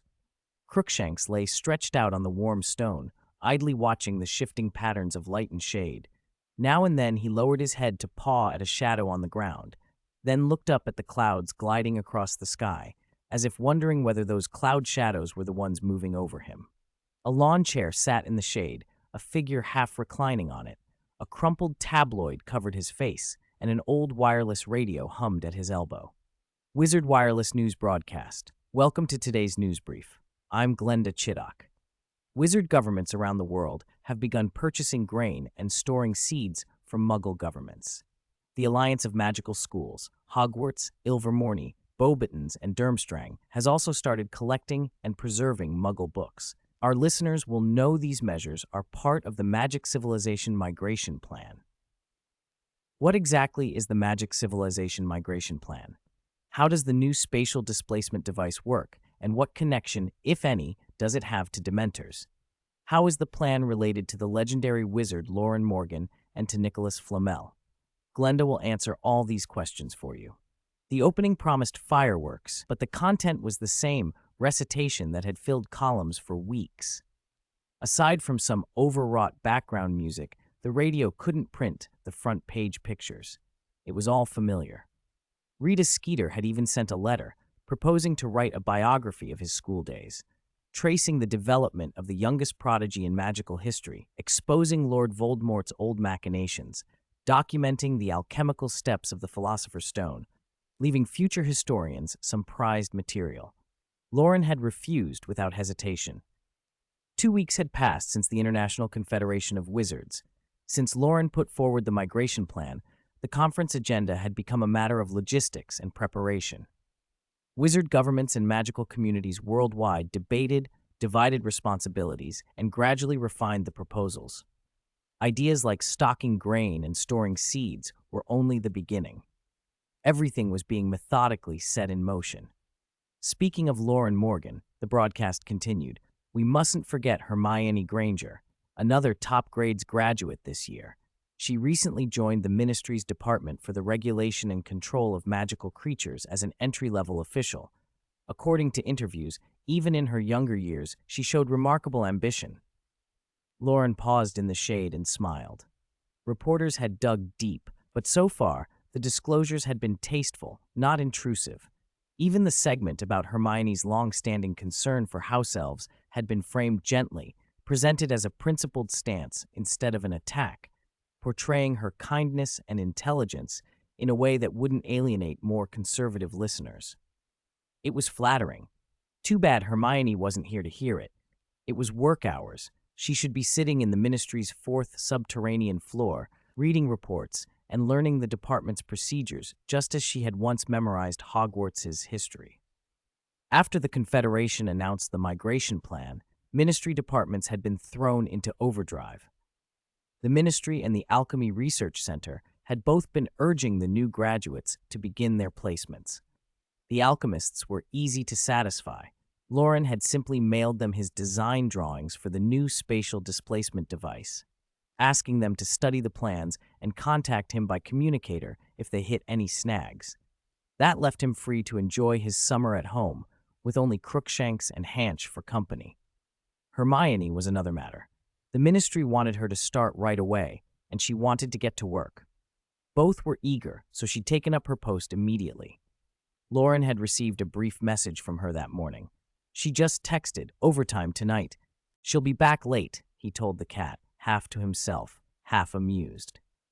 He leaned back in the chair, legs dangling and gently swaying, watching the treetops tremble in the breeze until his thoughts quieted. Creak. The garden door opened, and Wendell Granger, his hair now streaked with gray, pushed it and came in. "Loren, what do you want for dinner? We're going to the supermarket to pick up a few things." "Dinner," Loren considered. "Hermione's going to be back really late. Let's eat out." Wendell paused a beat, surprised that his son-in-law didn't want to cook just because Hermione wouldn't be home. In the end, he shrugged. "All right, then." They found a starred restaurant on Berkeley Street in Mayfair. Wendell, with an expression of mild helplessness, skimmed the menu, listened to the waiter's recommendations, and picked a few of the house specialties. The Grangers sat across the table, Wendell and Monica, and Loren on the side. The three of them leaned together in a private bubble, whispering. "What exactly does the Department for the Regulation and Control of Magical Creatures do? Is it like an animal protection charity?" Wendell asked, curiosity bright in his voice. "Magical creatures are animals with magic, right? Hermione told me some are intelligent and some are more like beasts." "I'm not clear on the exact functions either," Loren admitted. "Are there magical fish?" "Not just fish. There are many kinds of aquatic magical creatures, but only merpeople have full sentience." "Like mermaids from the stories?" "The way merpeople look depends on their environment. Merpeople in warm seas can be very beautiful, Loren explained. They sound like something Hermione would love, Monica said softly. She listened to them talk with a fond smile. A few weeks ago, the mood at a family meal would have been more guarded. Wendell, though warm toward Loren, would still complain that the boy had stolen his daughter. But lately, the relationship had shifted. Wendell had warmed to Loren as if the engagement were already formalized. Wendell finished ordering, handed over his menu, and glanced at Monica. "Monica, you haven't had a proper summer holiday in years, have you?" he said casually. Monica blinked in surprise. Wendell's eyes opened wide, and he looked up. 812, opening ceremony. In the blink of an eye, August arrived. Loren carried a steaming mug of milk in one hand and a fried egg in the other as he padded toward the dining table. "Granger, Minister, please help open the jam jar and set the table," he said. Hermione looked up from the newspaper and silently complied. Loren set the breakfast down, sat beside her, and added in an exaggerated tone, "Oh, Granger, the minister is so busy. What an inconvenience to trouble you with such things. My deepest apologies." "I forgive you," she said. Hermione lowered her head and spread jam on a slice of bread. It was her favorite strawberry jam, rich with fruit flavor and sweet smelling, though its color wasn't very vivid. She frowned at the unlabeled jar. "You're really rude," she said. "The ministry is very busy right now," Loren replied. "If that certain legendary wizard who proposed the plan but doesn't have to be responsible could come help out, it would be a great relief." Hermione focused on spreading the jam. Loren pretended not to have heard and asked, "When do you get your vacation?" She spread the jam carefully, concentrating. "I have a normal weekend off this week, but your birthday is on Thursday." Loren's frown tightened. He looked at her, waiting. Hermione pursed her lips, remembering the last time he'd taken Grandpa Bates and her parents out for an extra meal while she was working late, without waiting for her. They'd stayed out until late, returned with cold dishes, and immediately gone on vacation. Now only she and Loren were at home. He held his expression, watching her. After a half-minute, Hermione finished and met his gaze. She bit the bread, a small curve appearing at the corner of her mouth, then continued, "I applied for early leave. I'll attend the Lombaton family's store opening on Wednesday, and I can celebrate your birthday on Thursday and again that weekend." A shy smile crossed Loren's face. "Isn't that taking time off after only half a month on the job a bit much? If it bothers you, I can withdraw the request." "No objection at all. Where did you get this jam? It tastes great. I made it myself. I know you like it." Hermione's expression softened. She said nothing more and simply chewed a little slower. A week later, Loren had already arranged for Crookshanks and Hanch, who were pacing around the house, to stay and watch the place. He left dried mouse meat and mineral water in the courtyard and on the second-floor balcony before heading for Diagon Alley. Business in Diagon Alley had been booming lately, thanks to recent decisions by the International Confederation of Wizards. The streets were full of tourists, and even the Leaky Cauldron was packed, despite it being the off-season. Old Tom's regular group of elderly wizards was gone after the change of ownership and staff.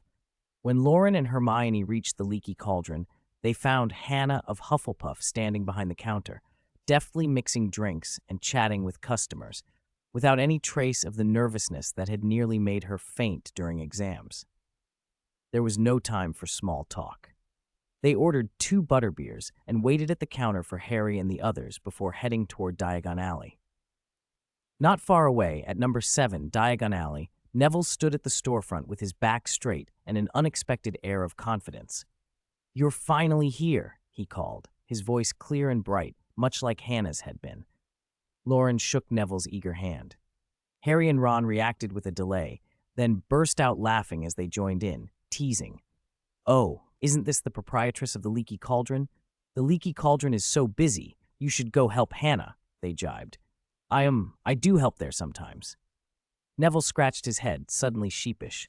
For a moment, the memory of his once chubby, awkward self flickered through his expression. Seamus, Dean, and others drifted in, and the shop filled with noise and laughter. "Long time no see, Neville. Long time." "You finally sent us an invitation," Ron said, mock-offended. "I've been on vacation so long I've started to miss you all. After graduation, You're all off doing jobs and businesses while I'm still hanging about. My mum's about ready to kick me out." "Me too," Ron cried in a separate outburst. "Didn't you become an Auror with Harry?" someone asked. "A lot of my family work at the ministry. I didn't fancy that," Ron said shrilly. Amid the chatter, a crowd flowed into the new shop. The sign read Lambaton Boutique. It was pristine, the display windows full of curious items, intricately patterned flying carpets, exotic clay cauldrons, brightly painted masks. Many of the pieces on show had once been forbidden. The ministry had lifted the ban only a few weeks ago, and the shop and its stock were already ready. This was the Lambaton family's foundation. Inside, the boutique was bright, airy, and comfortable to wander through. An undetectable extension charm had been used to expand the interior. Goods were neatly arranged on shelves with price tags and descriptions. Each product area had its own trial display. The main aisle was wide enough that a centaur or a troll could easily run down it. Unlike most wizarding shops, the layout had taken its cue from Muggle supermarkets. No obvious oil lamps or candles. The lighting was cleverly hidden in the ceiling and atop the shelves, soft and even. In every respect, the place completely outclassed similar shops. "The items in the windows are magical artifacts from other countries," Neville explained as he led them through. "But most of what we sell is ordinary magical merchandise. Lifting the ban affected dealers fast, but ordinary wizards more slowly. When it comes to flying tools, most folks still trust broomsticks over flying carpets." Above the flying tools display, broom models still hovered, with only a few foreign-made brooms added. Flying carpets were secured in cabinets, not yet on show. That's like the Quidditch World Cup debate. The Arabian Association proposed flying carpets, and it was shut down, Ron said. "How did you know that?" Seamus asked, surprised. "I'm applying to be Charlie's assistant coach for the Cannon team." Seamus's wide-eyed disbelief was met with laughter. "The interior design is based on Muggle supermarkets," Neville continued. "We consulted several Muggle studies experts, including Professor Burbage. Wizarding shops have been learning from Muggle commercial culture for ages. Not just advertising, but product design and shop layout. We were just aggressive about it." "Will other shops be renovated like this?" someone asked. "Probably not right away. Loren proposed a relocation plan, and it's not certain when or if it will go ahead. If they renovate and then have to move, it would be a total loss." Every pair of eyes turned to Loren. "Why are you looking at me? The detailed plan was drafted at the ministry," he said. They all looked instead to Hermione. She kept her face carefully neutral, but she gave Loren a small, almost imperceptible pinch on the arm. 813. Graduates reunite. "Your shop is so big, but there don't seem to be many employees," Ginny observed. "Yes. We're not like other shops that put product descriptions beside every item for browsers to read. We don't do sales pitches or introductions," Neville replied. "That's very good." Loren nodded approvingly at the Longbottom's business philosophy. "When Hermione and I go shopping, we just want to be left alone, but there are always employees coming over to promote things." Ginny glanced furtively at Hermione, who was studying the shop with an unreadable face, and felt a flash of envy. Hermione remained calm. "Many shops in Diagon Alley aim at students, but your shop is different. There aren't many school supplies on the shelves. That's only temporary." Neville shook his head. "Our family's been talking about that. There's an owl supply shop nearby, a stationery shop, and a clothing shop, each an old business that's focused on one thing for years. We can't sell the same things. Later we plan to sell small toys and trinkets, some imported, things different from Weasley's Wizard Wheezes, but affordable. Sounds like a Muggle gift shop. No wonder it's called a boutique." "That's right," Neville agreed. Seamus, who had been listening, nodded slowly, eyes bright with thought. Learning from Muggle business models and adapting them, taking the essence and improving on it, that was something he could respect. "By the way, since today's the opening, are there any activities planned?" Hermione asked. "For now, no. We just invited you to look around, give opinions or suggestions, and then join us for a meal on the second floor of the Leaky Cauldron. It's really more of a get-together," Neville said with a smile. "Mainly, I wanted everyone together after graduation. The opening is just a side event." Seamus and Dean stared, impressed. By Gryffindor, Neville Longbottom has really grown up. He's an adult wizard now. 17 is considered an adult wizard. I still prefer the old shy Neville. Heh. Neville gave that familiar, sheepish smile. I still need to help my parents greet a few guests, wizards involved in shop management and import. You can wander around. If you want to try something, tell the counter. If the shop bores you, go play in Diagon Alley. We'll meet at the Leaky Cauldron for lunch. After saying this, he headed toward the back room. Everyone watched his confident back and felt a little moved. Neville's really grown up. Haven't we all? Yes. Seamus nodded. You're the youngest legendary wizard, a full ministry employee, a trainee auror, and you're about to become an assistant coach for Charlie's team. When you put it that way, Dean laughed. It really does seem like that. It's almost more amazing than magic. I still remember you in first year, slipping mud around in herbology class. Who would have thought? The group laughed and chatted as if they were back in the Gryffindor common room, then dispersed to explore. At noon, the gathering began. Although it celebrated the opening of the Longbottom's shop, the meal was held on the second floor of the Leaky Cauldron, which made the connection impossible to miss. The pub had changed owners and no longer looked as grimy. The tables, chairs, and furnishings hadn't been replaced so much as cleaned. Old stains and grime were gone. The largest room upstairs had been converted into a dining area and was loaded with mismatched tableware, wooden, ceramic, metal, items that looked like they'd been found in some long-forgotten corner during a thorough clean. Some pieces were more valuable than the things at Grimmauld Place. Other items were cracked and battered, barely worth keeping. The abbots must have their reasons for running the place so calmly and keeping these things. A long table was set in the center, loaded with the Leaky Cauldron's cooking. Ingredients were fresh, but the cooking was straightforward. The fries were enormous, more like fried potato chunks, and other dishes followed the same rustic style. Harry felt oddly at home. He'd stayed here before. To his surprise, the food was good. The pub's chef cooked primarily for drinkers. Some longtime customers had dulled taste buds, so the seasoning was noticeable but not overbearing. The result was a style of its own. Loren avoided the potatoes and sampled other dishes. Neville and Hannah sat at the head of the table, greeting guests with shy, proud smiles. They were all recent graduates, still a little unused to formalities. Laughter and stories about post-graduation life filled the room.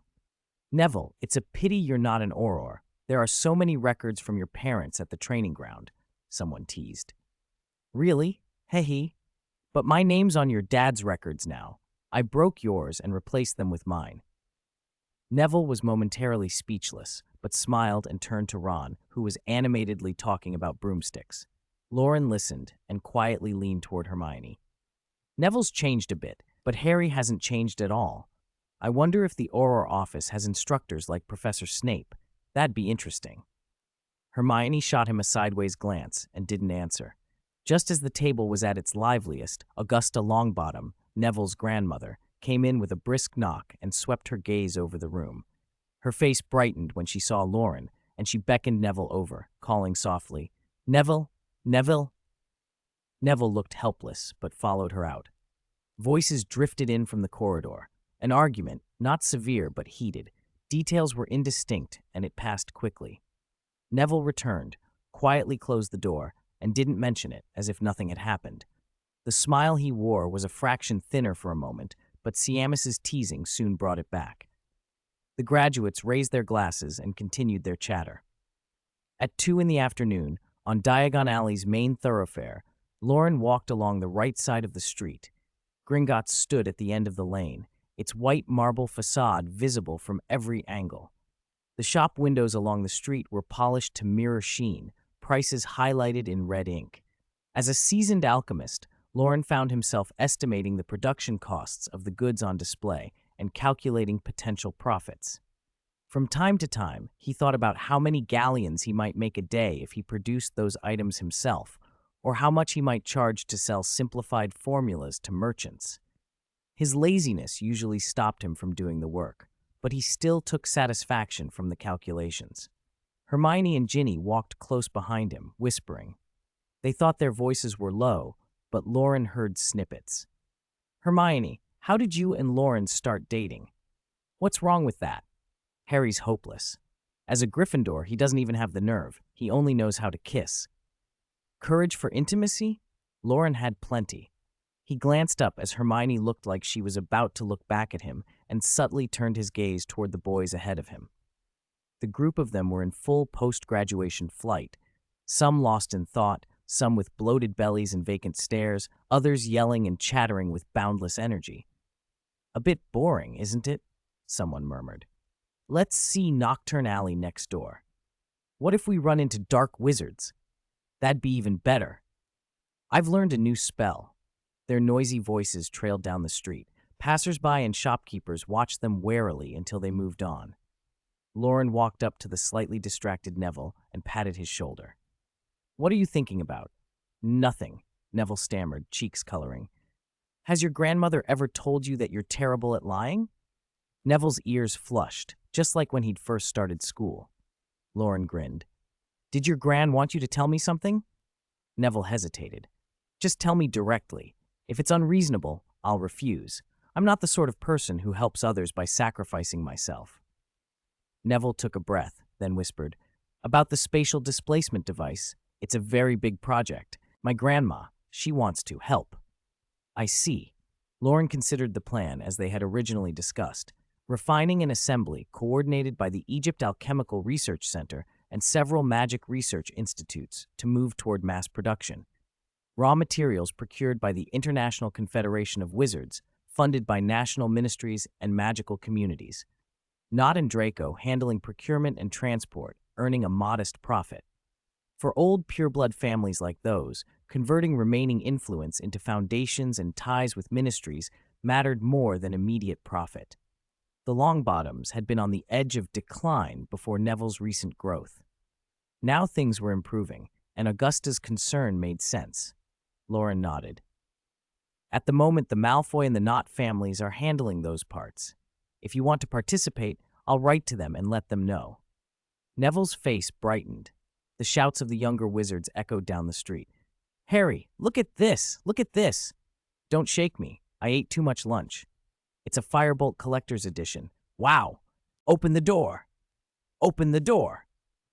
It was already evening when he came home. The moon hung nearly full and clear, like an oil lamp above the roofs, as he walked along the suburban path in Hampstead. He pushed open the front door and stepped inside, humming a tune he couldn't quite name. The words were muddled at first, the melody light and girlish. He thought he was doing a very good, nauseatingly cutesy impression. As he kept humming, the lyrics gradually came into focus.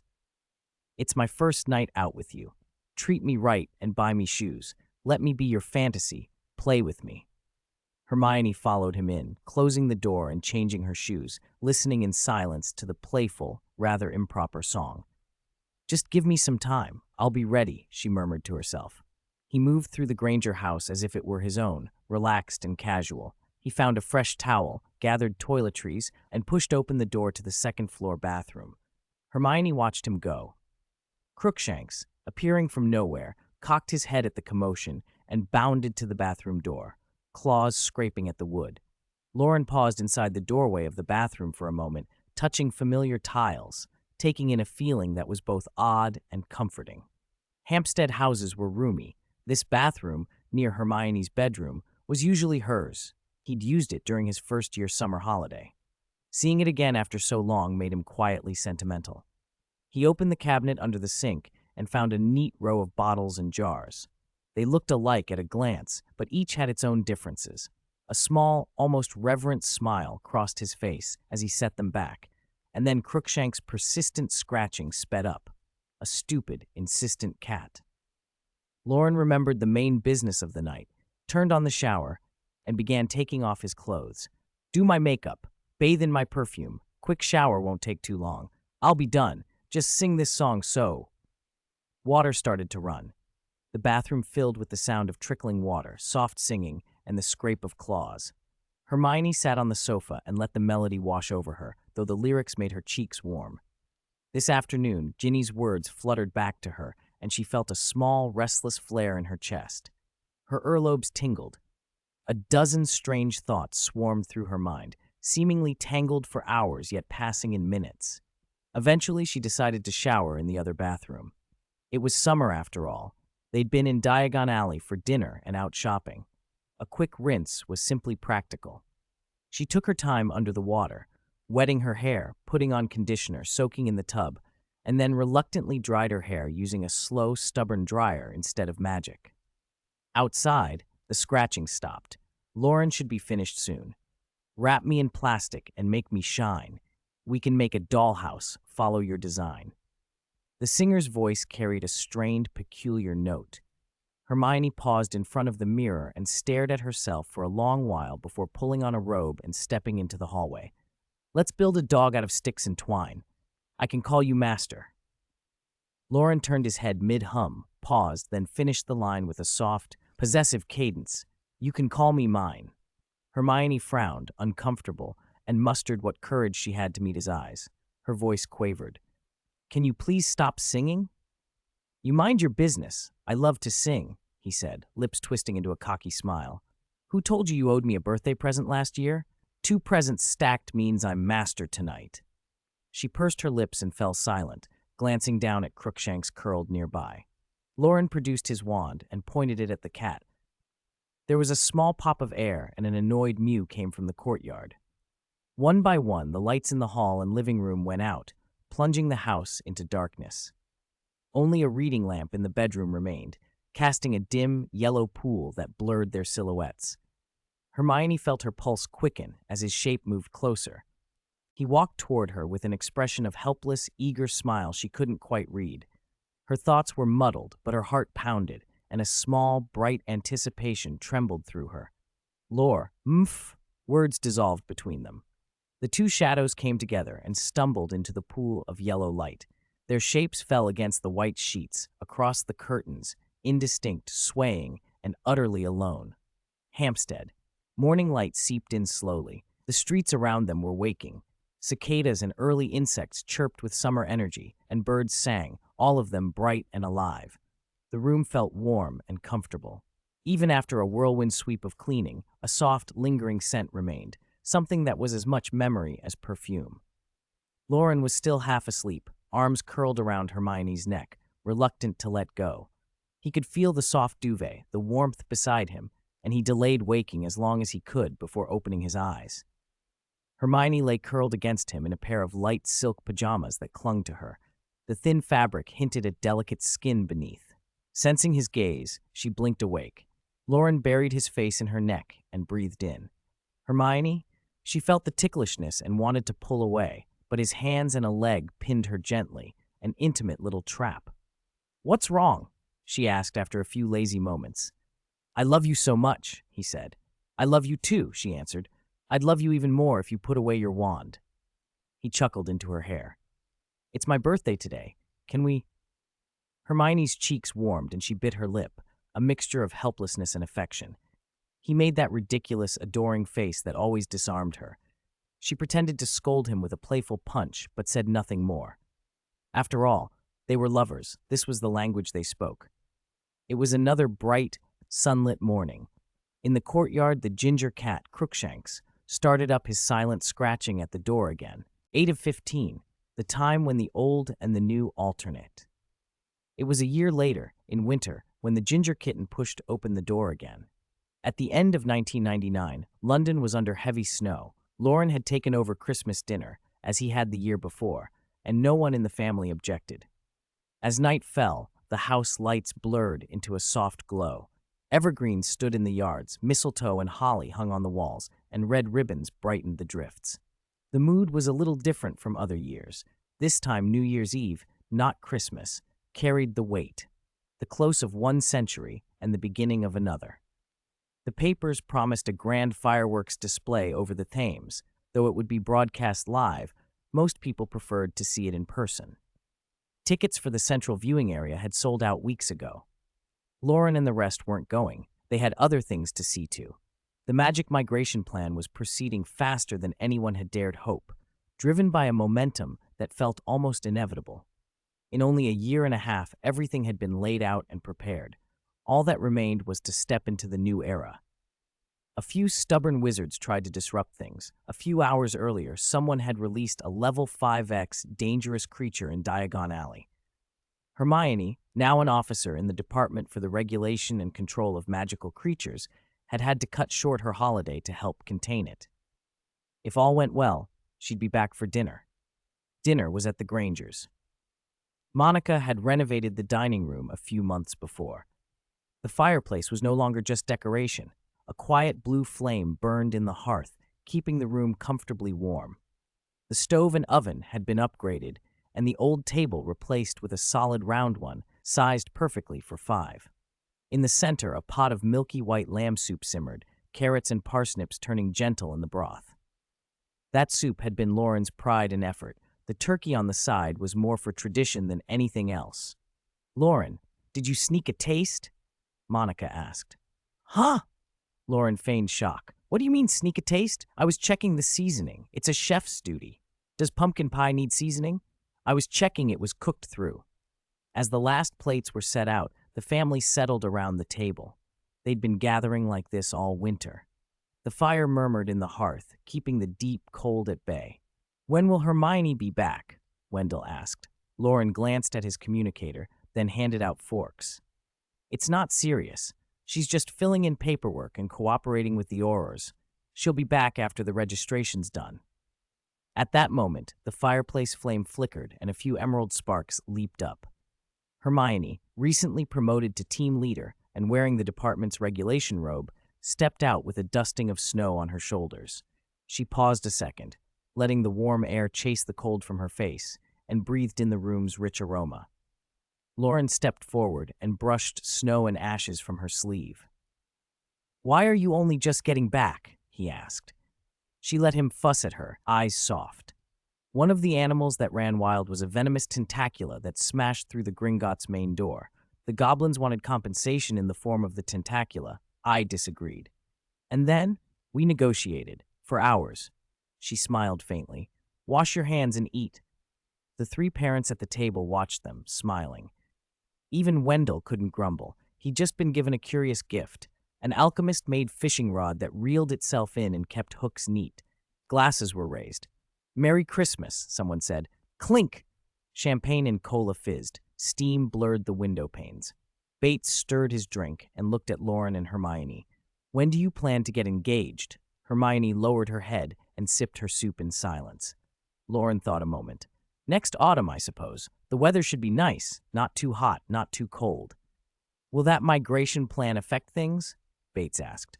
Loren explained carefully for everyone's sake. "It's not an immediate severing of wizards from muggles. It's gradual.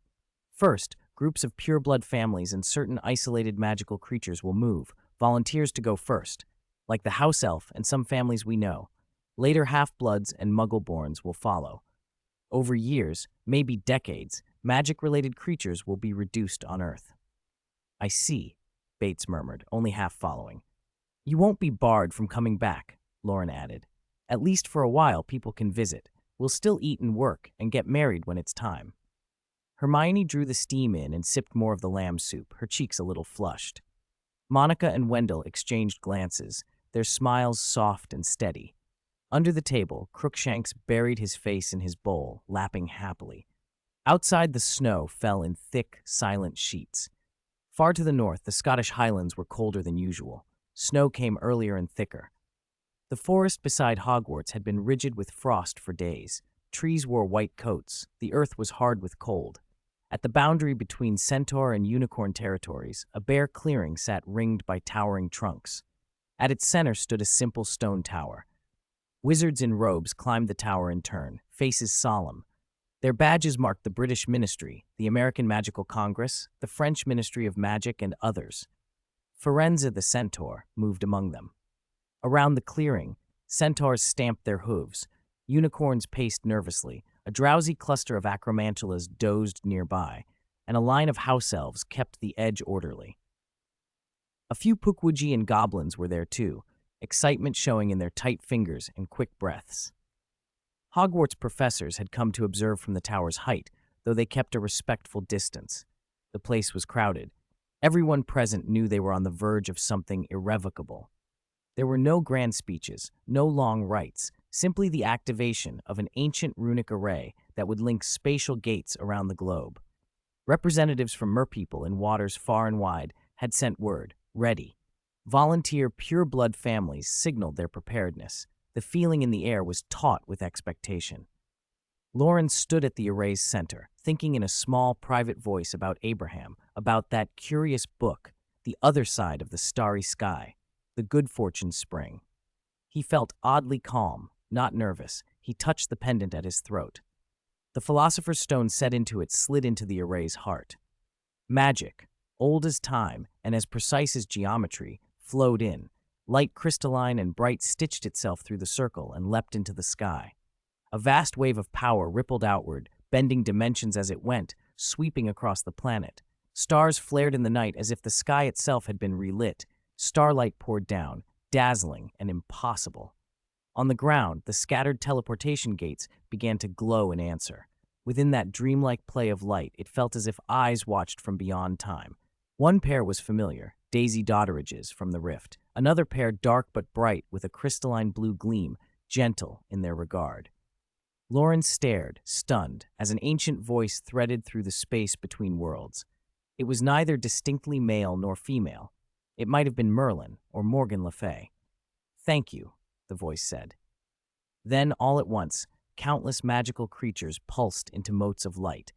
They flowed together like a river of stars, threading through the open paths toward the new world. Down on the Thames, New Year's fireworks turned night into daylight. Dumbledore, watching the blaze, looked up at the reawakened sky and murmured to himself, smiling, "The man in blue and black, stirring the tides at the turn of old and new. So that's how it is." 816. Extra 19 years later, Diagon Alley, just outside the Leaky Cauldron. Two small, charming children sat in the doorway.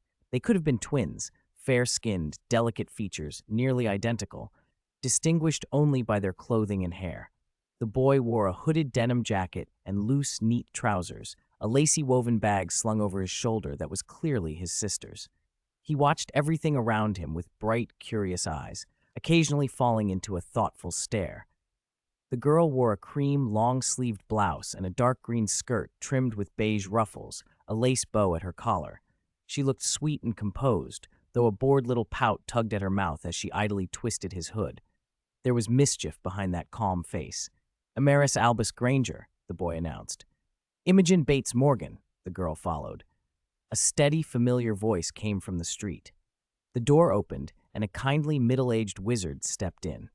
Seeing the children, he couldn't help smiling, though the earlier bewilderment still lingered. Helping new students with their shopping was normally Loren's job, Loren, the headmistress. So why had it fallen to him, a herbology professor? And why did two children from wizarding families need a professor to guide them, unless they'd been raised among muggles? Uncle Neville. Uncle Neville. The clear, musical voices broke his thoughts. Neville bent and ruffled the boy's hair, then reached for the girl. He stopped himself in time, instead taking both their hands and leading them out onto the street. Loren and Hermione's children, siblings who resembled each other more than most brothers and sisters did. The boy, Emeris, carried the Granger name and an obvious thirst for knowledge like his mother's. He seemed likely to fit in easily at Hogwarts. The girl, Imogen, carried the Morgan name and had inherited much of Loren's temperament. Neville remembered how, the last time he'd accidentally mussed Imogen's hair, she'd tricked his own son into licking an iron winter fence, and his tongue had stuck. She'd been exactly like Loren in her youth. What annoyed Neville more was that his son, even after being freed, had grinned and declared, "Imogen's right, the iron fence does taste sweet." Why was his child so daft? Neville glanced at the other children's cleverness and sighed. Then they stepped out into the clamor of Diagon Alley. The street assaulted them with noise. The throng of the start-of-term rush, students and parents spilling up and down the alley, some checking lists, others grumbling at the crowds, many being tugged toward Weasley's wizard wheezes. Shopkeepers hawked their wares. Different races of magical folk argued over deals, and 100 small sounds braided into the busy summer air. The little girl cocked her head and peered up toward Longbottom's fine goods. Neville smiled with a touch of nostalgia. It used to specialize in magical items from distant lands. Now it had become a gift shop. After the magical community had migrated to this planet, witches and wizards from every corner of the world clustered on the same continent, and the old cross-border resale trade had quietly vanished. Neville felt no real sadness. He preferred his greenhouse to running a shop, and Hannah had given up the leaky cauldron and was preparing to apply for the post of Hogwarts school nurse. Goblins, pukwuggies, centaurs, so many different creatures, the boy whispered, eyes wide as he tried to take in the alley. That's impressive knowledge, Emerus, Neville praised. No, Emerus blushed a little. I saw them in Hogwarts: A New History. There were even pictures. Neville smiled. He really was like Hermione at that age. Uncle Neville, I have a question. Go on. With so many kinds of creatures, why don't I see house elves or giants? Neville slowed, searching for words. History wasn't his specialty. After the magical community migrated here, different creatures ended up in different regions according to their natures. Some have strong social structures that allowed them to interact with us right away, pukwudgies and centaurs, for example. Others had more primitive or unfinished social systems and retreated into a more closed state until their societies adapted. Giants, for instance. Under their leader Ymir, they've established large-scale farming and animal husbandry and now trade with us, but you won't often see them in town. The boy nodded thoughtfully. What about goblins? Why don't I see any goblins? Didn't the book say goblins have their own kingdom, no farming and forging, and used to trade closely with us? The girl asked. Is their social structure not stable enough? Neville hesitated. It's complicated. Their social structure is stable, but the kind of business they wanted to run didn't fit with our needs. It's not something I can explain well here. When you're in 5th year and take advanced history, Professor Flamel will go into it. The two children exchanged a look and sighed in the universal way children do when adults defer answers. Neville pinched the bridge of his nose. Why did they always ask him? He was a herbology professor, not a history minister. If they wanted the full story, they should ask their mother, Senior Undersecretary Hermione Granger. She'd been the architect behind the bills that reshaped wizarding finance and labor. Refusing certain goblin-led trade practices, moving to an independent financial system, and addressing the old house elf arrangements had been championed by Hermione. The debates had been brutal. The International Confederation of Wizards and the Wizengamot had been at each other's throats. Hermione, then a department head, had written endlessly, 17 blistering articles in a row, and the conservative factions had been reeling. The house elves themselves, lacking leverage, almost cost the bill its passage. In the end, Hermione had stopped arguing in the usual way and used a different tactic. She and her team developed new crop varieties, using a self-stirring cauldron technique, suited to the new environment, and forced the issue with the resulting agricultural breakthrough, pushing through what came to be called the House Elf Liberation Act. It had been explosive, and it had won her the undersecretary post. Uncle Neville, don't space out. We still have to go shopping. The children's voices snapped him back. He shook his head and smiled. Right. Shopping. This family, he thought, exasperated and fond all at once. Then he led them further into the bustle of Diagon Alley. The flat, cobbled street stretched ahead, lined with eccentric shops on both sides. Strange colored fumes drifted from the potion stores, curling like invitations or threats, ready to boil unwary wizards into some grim concoction. People moved in and out of the shops in hurried waves. Imogen's clear, eager eyes took everything in, peeking into displays whenever she could. Emerus hung back a little, pretending to study a sign while secretly watching the passers-by. The wizarding shopping district was the busiest place in the New World, and Diagon Alley led the trends. Chain stores from across the magical world clustered here. Wizards came to source supplies. Pukwuggies and giants stopped by for household goods. Any race that had wares to sell chose Diagon Alley. Goblins, still bitter about the wizards' takeover of Gringotts, sometimes hawked their own forged artifacts in exchange for gems and gold. For alchemists and inventors, those goblin-made contraptions were exotic and useful. With the backing of the International Confederation of Wizards, Diagon Alley had become a trade center renowned across the New World. Neville walked beside the girls and thought in silence. He had heard that Senior Undersecretary Granger wanted to expand Diagon Alley and renovate the neighboring Nocturne Alley, clear away the clutter, and build a larger, more modern commercial center. When that happened, rents would skyrocket. He could close his family's little shop, rent the premises, and give his parents a life free from running a business, maybe even let them travel the new world with Headmaster Dumbledore. The late summer sun warmed the street and set the shop signs to shimmering. The names were the same, but the styles had changed. Colored glass tubes that glowed when enchanted at night, little neon-like ribbons of light. Madame Malkin's robes for all occasions still stood on the right. Madame Malkin herself had retired years ago, and her niece ran the place now, catering mostly to Hogwarts students.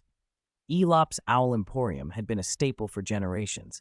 Now it was a full-service pet shop.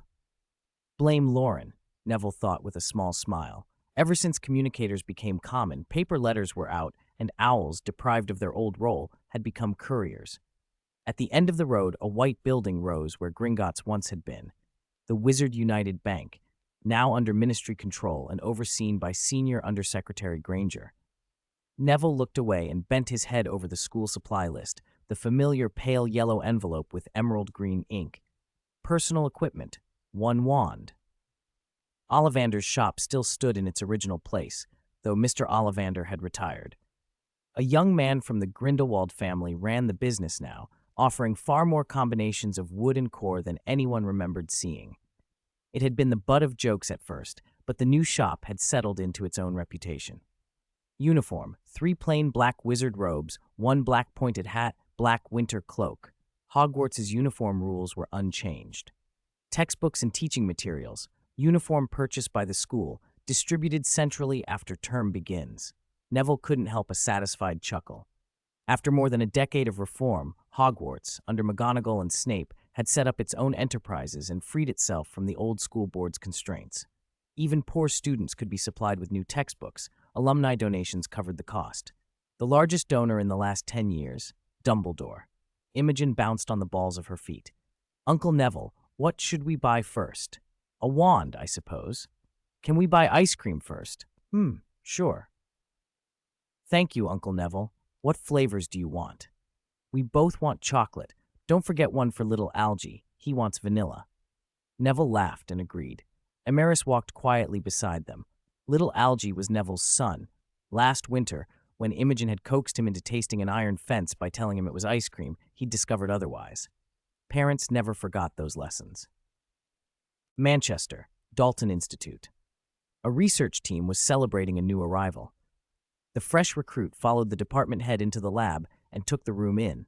The place had passed at least 3 security checkpoints, and the guards seemed more like militia than university porters. Transmission electron microscopes, X-ray diffractometers, differential scanning calorimeters, thermogravimetric analyzers. Cases worn, some corners chipped, looked at first glance like old gear. On closer inspection, each was a recent, top-of-the-line instrument. Marjorie Carver, newly minted with her doctorate, remembered what little had been said about this group.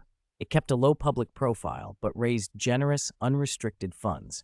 It didn't answer to committee deadlines. Members were tightly controlled. Joining and leaving involved complex clearances. Because it's new and members are so carefully chosen, salaries are good, and the environment is relaxed. No one's left yet, a researcher had told her. Alice, a smiling woman in the group, turned to Marjorie. I read your paper. You aren't constrained by the obvious. You make bold hypotheses. They're usually a bit speculative, but we like your way of thinking. Once you see what we do, you won't want to leave either. What do you call it? Marjorie asked. We don't always use the same name. Infinite energy, supernatural flame, occult matter. Pick the code you prefer. Alice led her to the innermost room, to a medium-sized metal safe. Marjorie's breath slowed as she recognized what was coming. After an intricate unlocking ritual, the safe opened. There were no documents, no obvious valuables, only a golden flame hovering above the floor, burning without heat or sound. I prefer to call it the wizard's gift, Alice said softly. Gubrathian fire, another voice finished. The flame burned on, aloof and ancient. September brought the start of term. The Hogwarts Express still did the job. but improvements had shortened the journey to 3 hours to suit the new world's pace. Deputy Headmistress Loren Morgan had moved the sorting feast to noon, so the afternoon could be used for distributing textbooks and settling students into classrooms and dormitories. After the Elf Emancipation Act, the school's staffing had been reformed too. Retired aurors were hired for security, older witches were brought in as cooks, and many cleaning tasks were folded into labor education for staff and students. When Loren and the others entered the Great Hall, Severus Snape sat at the high table, and Neville, now the herbology professor, was organizing the new arrivals into a line. The Sorting Hat sat on a low stool, humming its old tune. "Good afternoon, Principal Snape." "Heh, someone almost missed the sorting for a date." "What do you mean for a date?" "Heh." Deputy Minister Granger and I were discussing the upcoming Tri-Wizard tournament. "Heh, I can't explain it to an irresponsible head like you." Loren shrugged and turned to greet Deputy Minister Granger and her assistant, a young witch named Delphi Malfoy. Delphi had once been a Slytherin student who left school with top marks and rose swiftly through the ministry. Stern and composed, she was Hermione's capable aide. Loren leaned toward Hermione and grinned. "Just thinking about Draco having a grown-up daughter makes me laugh." Hermione didn't answer him. Her eyes were on the line of new students. Her 2 younger children stood together, Emerus with his head bowed, shy but alert to everything, and Imogen already surrounded by new friends, Albus Potter and Scorpius Malfoy among them. When Algae started next year, the group would only grow. The Sorting Hat finished its song and called names. "Scorpius Malfoy, Slytherin. Albus Potter, Slytherin. Emerus Granger, Gryffindor. Imogen Morgan, Slytherin." Hermione's eyes widened in surprise. She began to say something, and a piece of pudding arrived in front of her. Loren, amused, popped it into her mouth. "That's their story," he said with a satisfied smirk. Loren's story began in March 2023, so it's been almost 2 years. I originally planned to finish in November, but it drifted into December, then New Year's Day, then the New Year, and finally here. While I was serializing it, I always felt like I had so much to say, but now, at the end, I find I don't know what to say. This is my first book. It had no outline, little experience, and limited writing skill. The update schedule was poor, the pacing a mess. It's full of flaws and some truly awful parts. I set out to write a lighthearted romantic comedy, but some scenes turned overly tragic. I wanted a pure magic world, but parts became messy. I wanted to give every minor character a clear arc, and in the end, I failed to do that for many. Driven by creative passion, the first half went up steadily. Later, I hit blocks and began delaying updates. Work, family, and other life changes kept coming. Often I'd sit in front of the computer and stare blankly for a long time before I could start typing. Still, with all of you reading along, I managed to finish despite the bumps. I am truly grateful. First, I want to thank my editor, Penglai. He pulled this book out of the trash and signed it, which led to the 2 million plus words that followed. I also want to thank a few readers in particular. Blue Bellflower Flame, also known as the Guardian Knight of Sky and Earth, a well-known Hermione fan. When I was writing alone in the early stages, her encouragement kept me going. She hasn't had much commercial success on Chidian, so I urge everyone to check out her work and dig up her old stories. Moyawa, the Dancing One, K. Hexy. If I missed anyone, please leave a comment to add them. My sincere thanks to the people above for all their corrections. This is a thankless task, and they were sometimes misunderstood by other readers, which was unfair. I bow in gratitude. Thank you all, and a belated Happy New Year. Next, I'll still be working on the HP project. The book will probably be released in March. 819, new book, Hogwarts. This professor is too muggle. 100,000 words, ready to read. The original plan was to publish after the Spring Festival, then it slipped to after the Lantern Festival, and then again to March because of work. After returning to work, things got busy, so it was delayed until mid-March. I procrastinate, but I didn't abandon it, so I'll give myself a round of applause. About the new book, it's still Harry Potter fanfiction, a professor's story that starts in the first year. He acts as a life mentor to the students and, incidentally, influences the whole magical world. The tone will be light and pleasant. There are so many familiar faces in the HP universe that I'm worried about overusing them, so this time more unfamiliar characters will appear. I've sketched an outline and want to try a story with a clear, concise rhythm. There are also ventures beyond Hogwarts, so it shouldn't get boring. I still want to write a sweet romance, but it might come in a bit later. My apologies.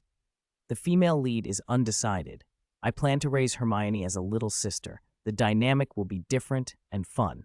Hermione is so adorable. Who wouldn't want to raise a sister like her?